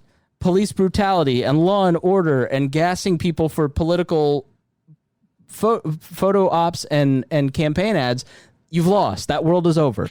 And so the world is nonviolent. The world wants nonviolent solutions. They want peaceful cooperation. And who better than us to give it? But we have to not be afraid to have the conversations about real problems that exist. It doesn't mean that you're going to lose your identity. I'm still a Christian. I'm still a white suburbanite. I went to Chili's the other night. It was the best meal I've had in so long. Like, I'm like, being white, Christian, conservative leaning, libertarian, these things are not going to change in me just because I'm on a podcast with Miss Pat, who is of a completely different culture than me. And I am looking at her experience going, that's not right, or this shouldn't happen, or listening to Remso and Harry and going, like, okay, how can I do something differently, right? How can I give space to have these conversations? Or if you're running a business, think about your own hiring practices. Do you have these underlying bias? Admitting this stuff exists doesn't mean that you're going to start voting for AOC. I promise. Yeah, and it's okay to admit these things, and you can know these things, and this is how you should treat someone, right? The same way you would treat anyone else. Right. Don't treat us differently. Don't give us special privileges. Do nothing with us. Leave us alone. Let us do what we need to do and treat us like a regular person. I'm not asking. No one's asking for special treatment. I'm sorry, but this is going to be awkward now. Dennis and I are going to wash your feet. Yeah. So it's just no, it's not going to happen. No, we'll just have to say sorry to Remso and Harry, and so we're going to wash their feet. I pay someone to do that. So don't touch me. Here's my thing, though. I mean, that's what I like about libertarianism is it's really based on the idea of individualism, that you are judged by you and the things you can control. I was born looking white. I mean, I've got a lot of different mix in my genetic makeup, as it were. I just happen to the dice just happen to roll, and I look white. So, I mean, I was primarily, I guess you would say, dirty German, which was the Aryan Germans who are overrun by the Moors. Right? Dirty German, my least favorite sex move, by the way. Not as good as Filthy Sanchez, right. But it is a little bit better than that. So yeah, I just, the individualism is where I think people are starting to go. When you start having a society that is becoming racial fluid, as it were, like you said, 40% of your generation is mixed. That's going to get bigger. Eventually, this whole notion, which is a societal notion anyway, of race, which doesn't really exist. We're all just people. We all come from the same origin point, right? We can trace it back. We know who that was. So Noah. Adam and Eve. The aliens, Mitochondria Chris. Eve. The aliens. Shut up, sinner. Well, Descendant of the gods. Okay, all right. Yeah, Harry was the descendant of the gods, but the rest of us, we came from the other stuff, the breeding stock. But we all came. We just diverged because of isolation and movements and things like that. We're coming back together as a society as a world, because we have a lot more movement now. So people are going to start intermingling and intermixing, and the whole race thing is going to go away. You don't want to limit your gene pool, right? You want that gene pool to be bigger. Look what happened to the Europeans when they started trying to really isolate and limit their gene pool. It really wasn't a good idea. So you want to broaden that. The same with social ideas, cultural ideas, different thoughts, different ways of viewing the world. The more differences we have, the better as a race, a human race, we can become. As a society, we can become. Embracing that is what we really need to be doing, and not trying to blame one side or the other. A lot of people are upset, I think, because they're afraid they're going to be blamed for all the sins of the past. It's like nobody cares about the sins of the past in you. Nobody's going to assume that you did anything wrong 100 years ago, but we want you just to recognize what's going on around you now. And that's where the frustration is, because people are resistant to that. So I don't know. I just, all right, I always see things as when I check those boxes, which I hate those boxes on those forms, because I just think it's not the government's business what my genetic makeup is. I don't want to give them a 32andMe sample so they can have it on file. I will never do one of those. I check other. I don't want them to know it, and they don't need to know it. When I fill out my census, it's never answered on that form. I always put in number of people who live here, and that is it. That's all they need to know. So let's start seeing each other as individuals who have all different ideas. I know people who are different races who feel like they get stuck into, this is what my culture does, so I kind of have to like this, or I kind of have to want to do that, when they really don't want to, right?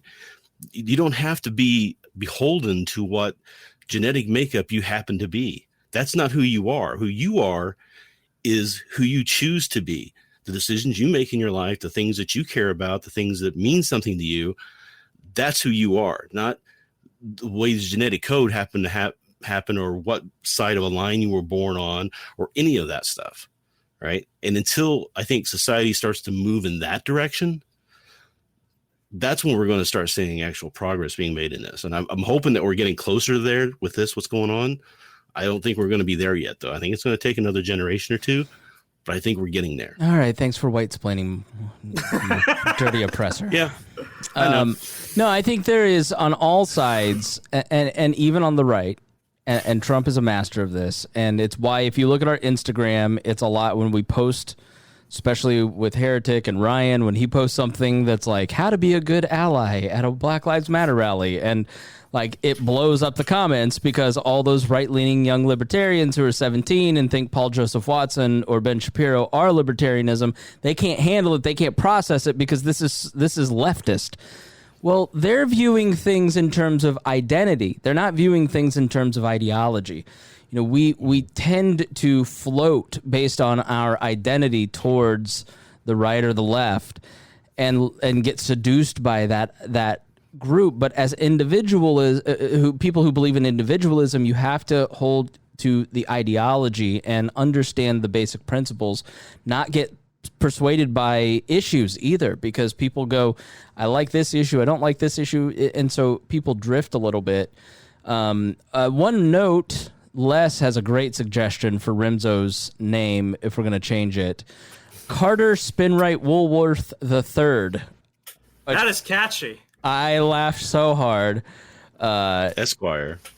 So, no, that was not white-splaining. That was legit. Well said. I was just teasing. Our oppressor. Yeah, I mean, Rhinehold, he said what I've been, crying out to people for years, but never really had the words to say in many situations, because all I ever wanted to just be, actually, here's a quick story and I'll stop on my tangent. I was interviewing for a job for a weekend show in Charlottesville, Virginia. And the guy who was the program director and hosted the Monday through Friday show, he asked me, so what do you want to be? You want to be like the next Rush Limbaugh? And I told him, no, I just want to be the first Remso Martinez. And he paused for a second. He said, that's the first good answer I've ever gotten from somebody. And it was just kind of funny, because I thought when I said that, it was really corny. I was hoping to solicit a laugh, but he's only dealt with people that wanted to be somebody else. And I think that's something that everybody has a problem with. I've been watching like a lot of those Real Housewives shows because I'm stuck at home with my family.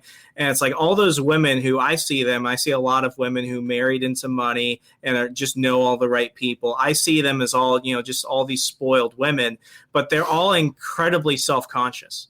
They all want to be somebody else. And I think that's the problem with everything. You look at, Utopia and the story. What did they do? They kept hacking off different groups of people until eventually they were left with nothing. All I've ever wanted to just be is be myself and not have to justify anything to other people. I mean, that's why I liked Ayn Rand as a kid growing up. That's why I still like The Fountainhead. When Howard Rourke is like, how do you know what you don't want? To Peter Keating, who's asking him what he should do with his life. Does it bug you not to know what you don't want in life? And that really, that really struck a chord with me, because that's all I've ever wanted to do. I meet so many people who deal with the same thing. And it's not even a racial identity thing. It's not even a cultural thing. It's just people who want to be seen for themselves. You mentioned Ayn Rand, and Dan, almost at the exact same moment, says, what's the hot take on Ayn Rand's "the individual is the greatest minority"? Thoughts on this, fellas? Absolutely. Yeah, I agree with it, but here's how I see it used, and this is it's a whataboutism. That's and so the issue that I see with this phrase, or "but Chicago," or why don't they take care of their own, all that stuff is all lives matter. All lives matter. It's an out, right? It's the same as he had a criminal record, so that butt gets really loud. And so I just would encourage people, if you're saying stuff like that, like, think about it. Are you avoiding looking at the issue?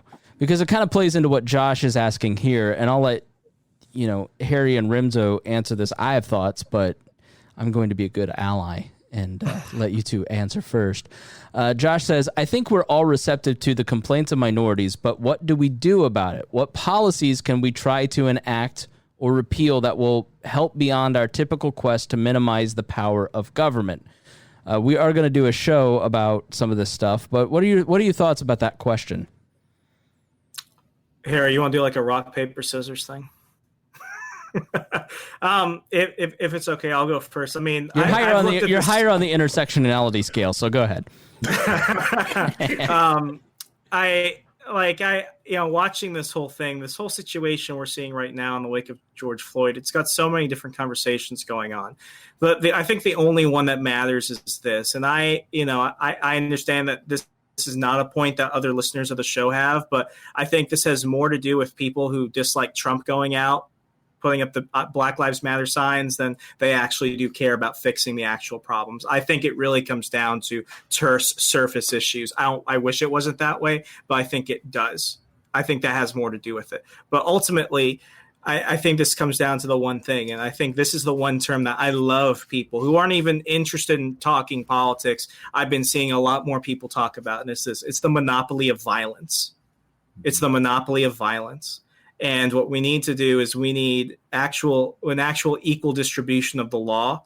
What we need to do is we need to respect individual rights and understand, if you wouldn't be comfortable giving your worst enemy a gun to point at you, imagine how they are if you're pointing the gun at them. It's not the fact that, people liked the Patriot Act when George Bush did it, and then when Obama did it, they didn't like it. It's not the fact that now Trump is in charge of the surveillance state, and now they liked it when Obama was doing it. It's these monopolies of force that ultimately bring out the worst in us.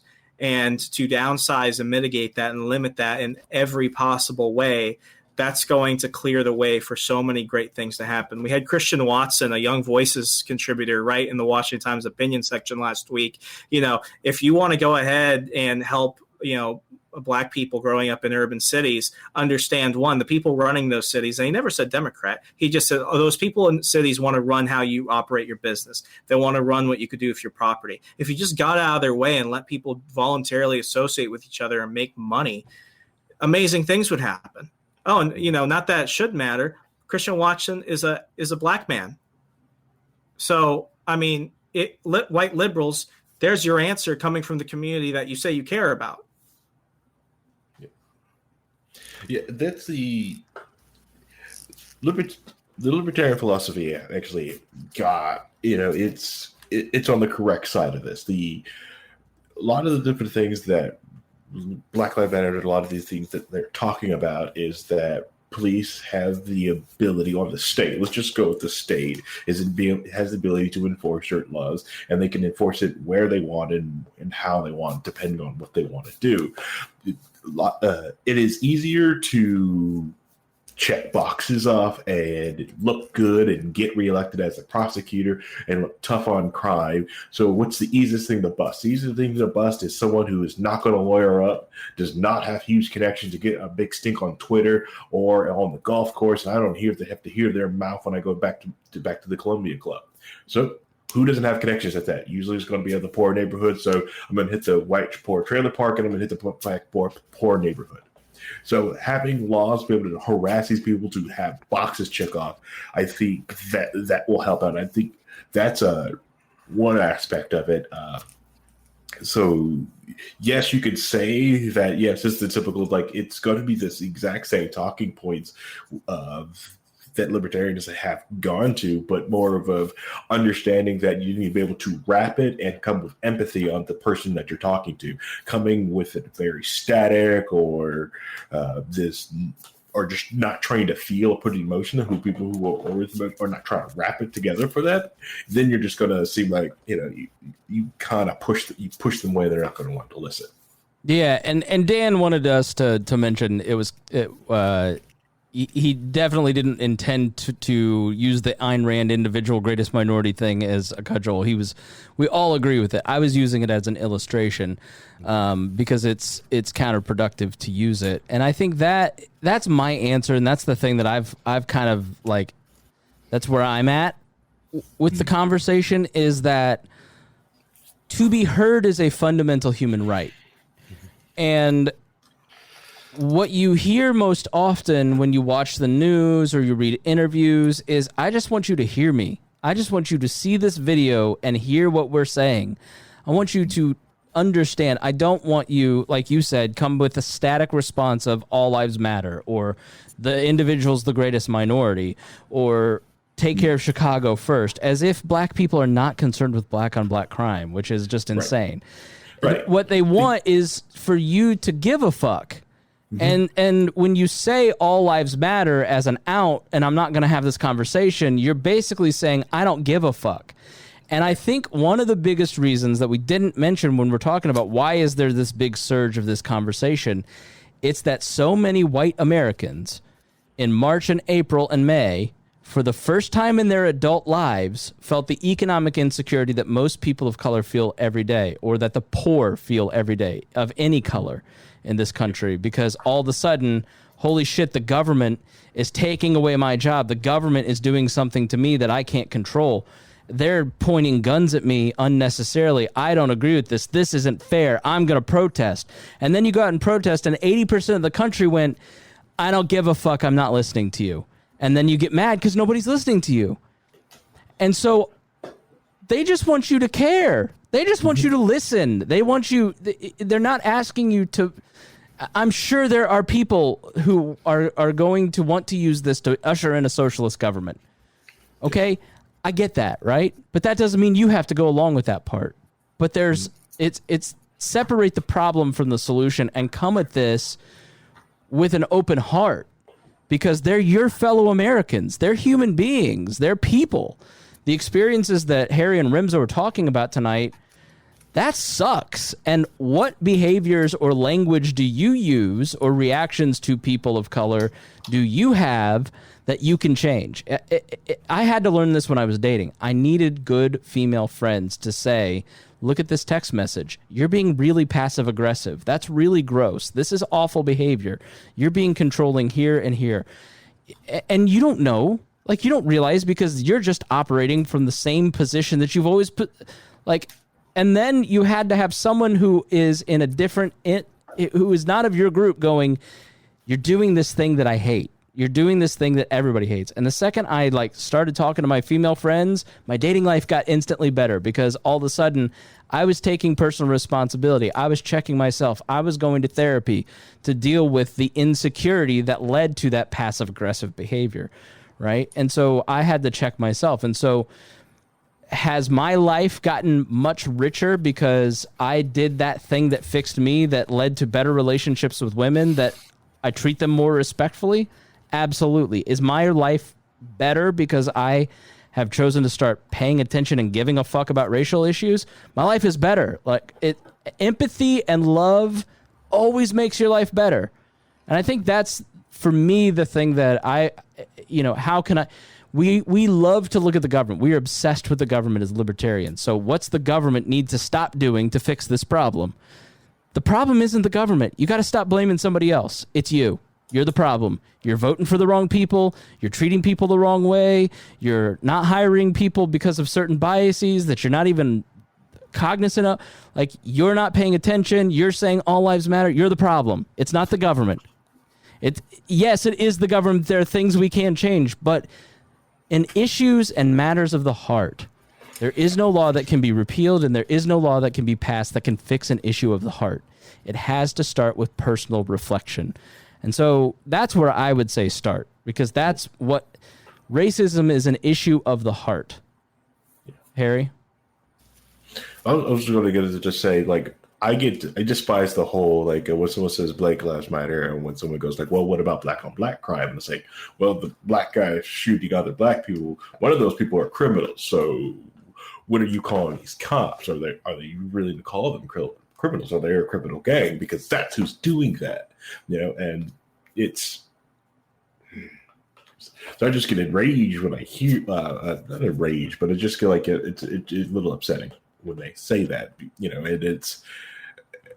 What is it about that? What upsets you when you meet that static response?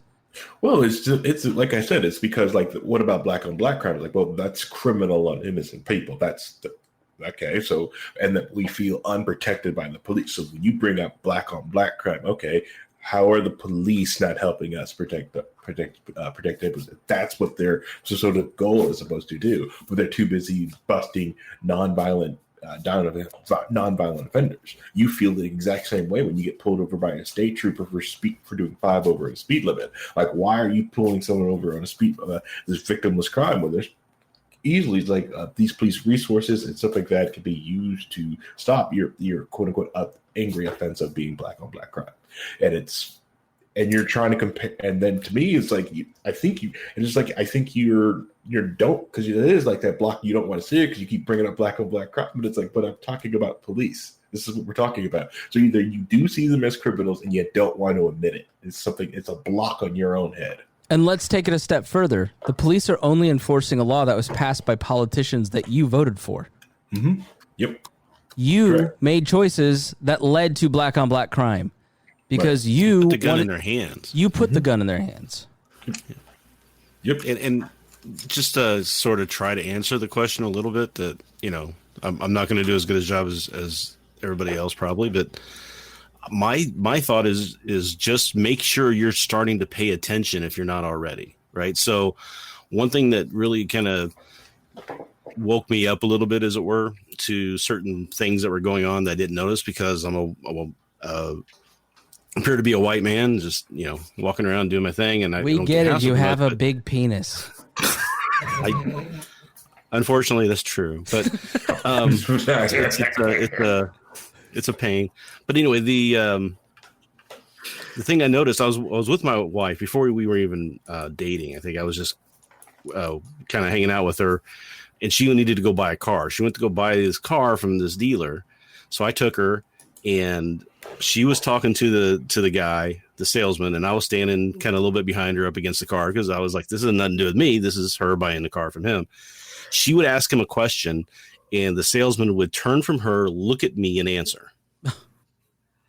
Right. And she was afterwards, she's like, did you see that? And she was just so incensed by it.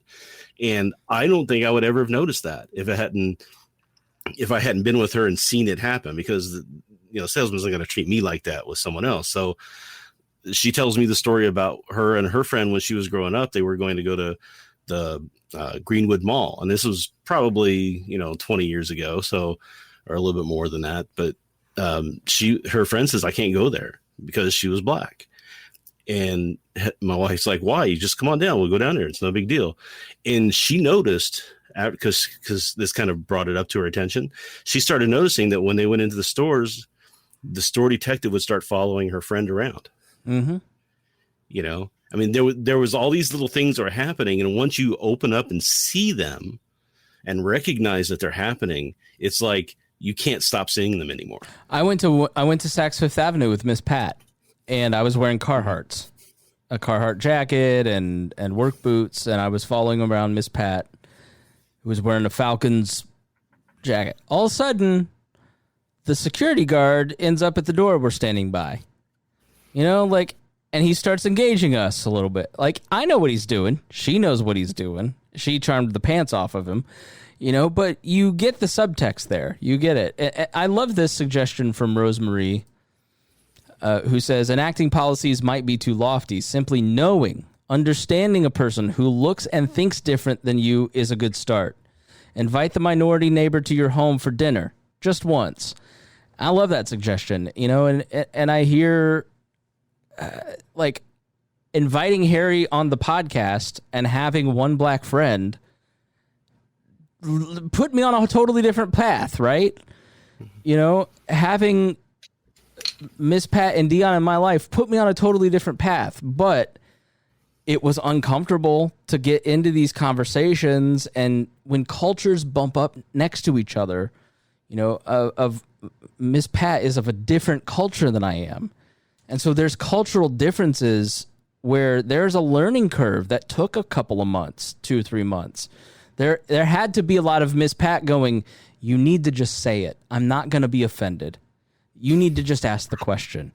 Like, I'm not going to think you're racist. Like, because in my mind, like, when I read Rosemary's suggestion, like, they're just going to know I'm inviting them over because they're black. And that feels racist. I mean, and Harry, maybe it is. You tell me. We've always joked you're a racism insurance, but I would think that as long as good intentions are there, that's going to be met with good intentions. Yeah, it's other races. If you make it racist, okay, and you invite them over because they're a friend and you want to know something about them, then it's okay. You're not treating them any differently. This is someone new, okay? Yeah. So I went on a date one time, my junior year of college, with this one girl who was Peruvian, total smoke show. At the end of the date, she said she didn't see us going anywhere because I wasn't Hispanic enough for her family. Yeah. And I looked at her and I was just thinking, is that racially insensitive? No, it's you. If you come from a certain culture, I don't know that it's racist or bigoted to want to be with somebody who understands your culture and those subtle differences between the two of you. I didn't take offense to it until like a day later, because I realized that was also probably her saying, probably what she considered the most polite thing to say, because she probably just didn't like me. Yeah. I mean, that was probably something, but I didn't think of it until I'm like, oh, all right, well, that sucks. And then I'm driving and I'm like, not Hispanic. What the fuck? It's funny though. Just not enough. It's just funny how it is. And I mean, the best decision I made in my life was, going to a military school joining the Alabama National Guard. And I mean, when you're going through basic and everything, everyone is treated like the same equal amount of shit. It's like Fight Club. You're just trash. You're just trash. I mean, my closest friends were people who I probably would have never been friends with otherwise. But it was because we were going through those challenges together. And I got to meet people from all over the country, from different religions, backgrounds, and everything. I mean, I don't think the United States military gets enough credit. It's an incredibly multiracial, multicultural force in America. It really is. People who come out of there always come out with the experiences of everyone that they served with. And I mean, I'll just never forget. I'm sitting under a tree in Fort Knox, Kentucky. I'm sweating like my ass off, and it's a day of middle training, which basically means we have to wait for another unit to complete something in order to go forward with it. So we've got like 3 hours just baking in the sun. And I looked at one of my friends. He went to another military school. He went to Georgia Military College. And I looked at him like, "Do black people get sunburned?" He was like, "I do." And I'm like, "Oh." And then so he looked at me, he's like, "Martinez, why would you wonder if black people don't get sunburned?" And I was like, "Because I've never seen a sunburned black person." And he just looked at me and his face got really mad. And I'm just thinking, oh, this is where it ends. It ends before it begins. And he just started laughing. He smacked me and he just started laughing and I just started laughing. And it was just one of those things where it was just there and it was funny. And he was able to laugh at me and I was able to laugh at myself because I could actually hear the words coming out of my mouth in that moment. You know, it's just those moments where it's like we were friends before we were anything else. And that's what laid the groundwork for everything in my life. It made it better because of that. Yeah, I like Wade. Wade says, "I like this conversation. Rarely is there a government solution, but there are always individual solutions." And that's what it comes down to. And we're going to start wrapping up and have final thoughts here. But we look at it, this drives me crazy about us. We sit here and go, well, what can we repeal? What can we demolish? What can we get rid of? And part of what I want to do with this show is to get people thinking about what can you do on a personal level, interpersonally, with those 100 people that you interact with, or with a charity that you could start, or a social entrepreneurial business, or just a business. What can you do to make the world more free? That's way more important than running for office as a libertarian. They don't want me to tell you that, but it's true. You start a charity, you donate to a charity, you spend the day working for a charity, you reach out, you solve racism by becoming friends with people that don't look and think like you and having conversations that make you uncomfortable. That's how you do it. It's not just repealing laws and making changes. That's systemic racism. But where can you do some things differently? If we want to end hunger, let's not pass a law. Go work for go donate to Feeding America. You know, how do we take care of people in a society where there is no large central state? It's going to be you. It's going to be you doing the work. It's going to be me. It's going to be the three of us, the four of us on this show doing the work.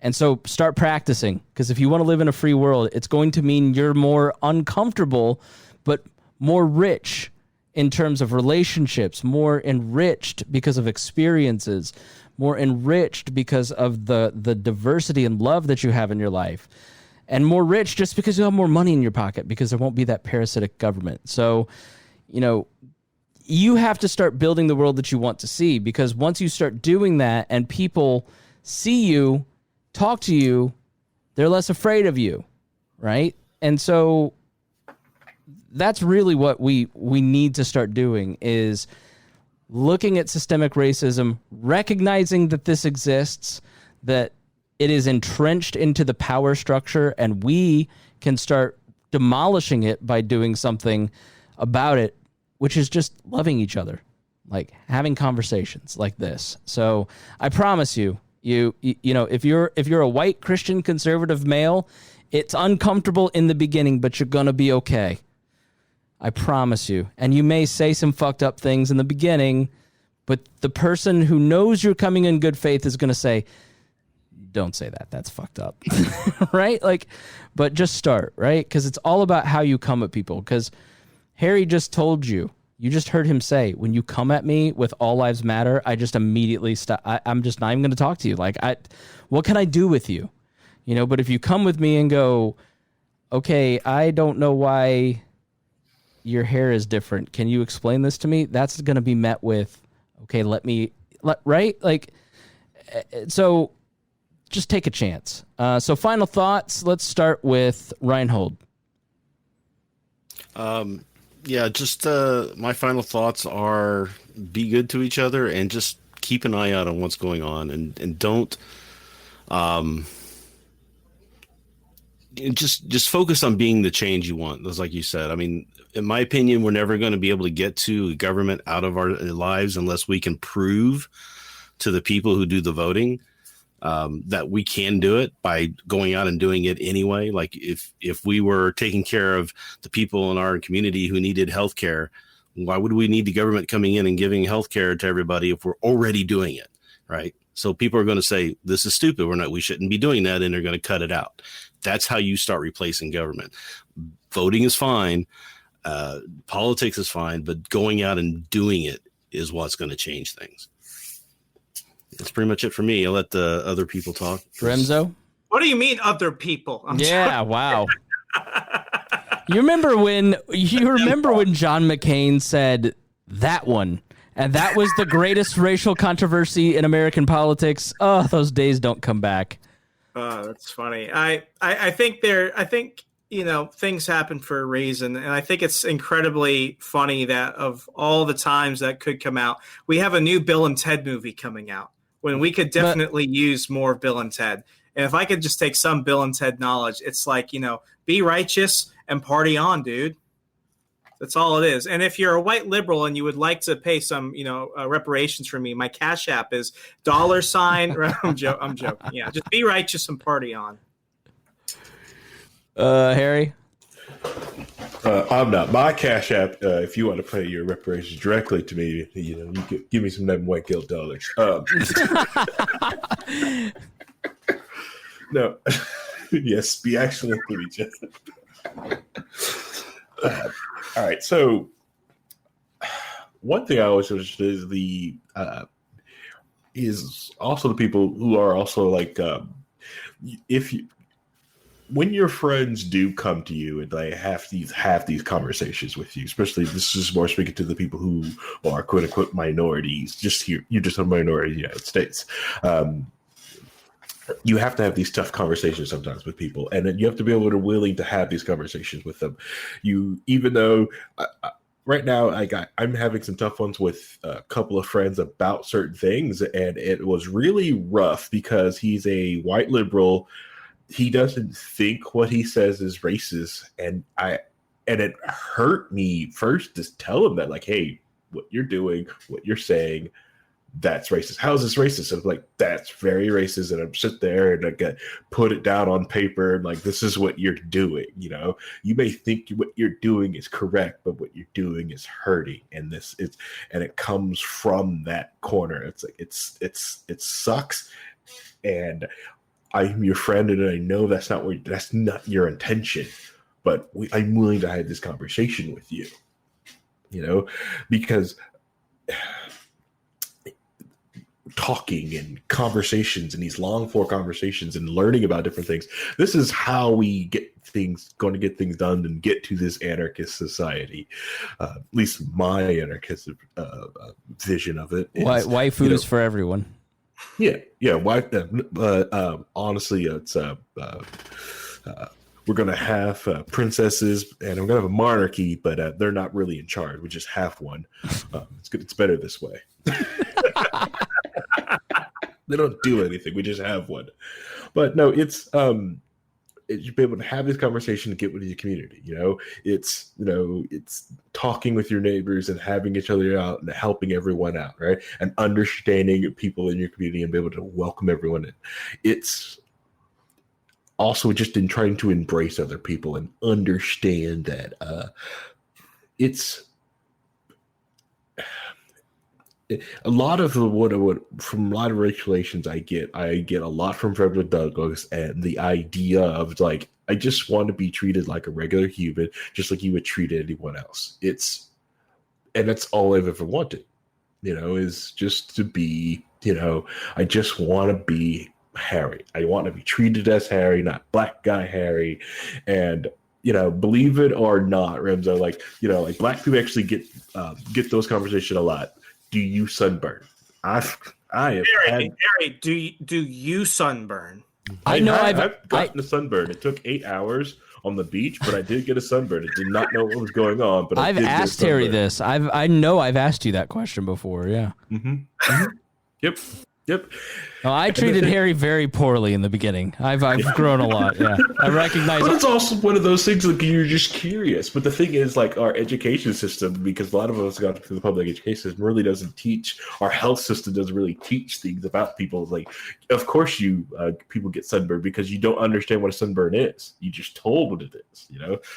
I've got several different book. I've got a book called The Quadrivium, right, which talks about mathematical formulas and why we have this. Like how did we like what is it? Because everyone knows the Pythagorean theorem.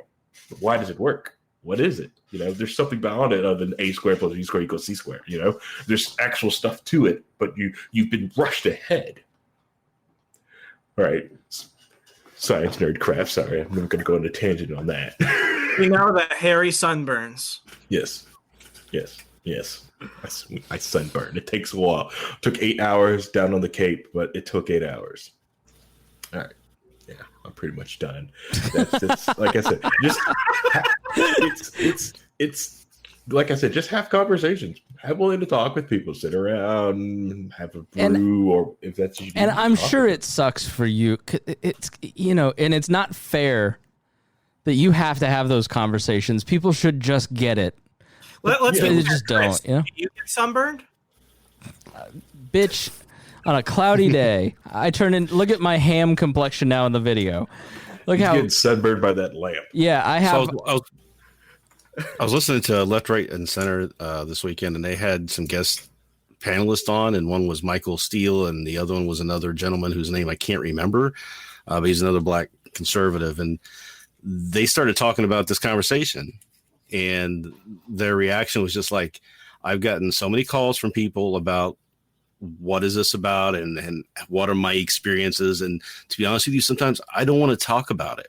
Yeah. It hurts sometimes to have to relive and talk about these stories and what I've had to gone through. And so I think kind of being aware of that too is important, that, just because you have a friend and they, might be black or Hispanic or something else, don't just assume that that's all they want to talk about either. Right.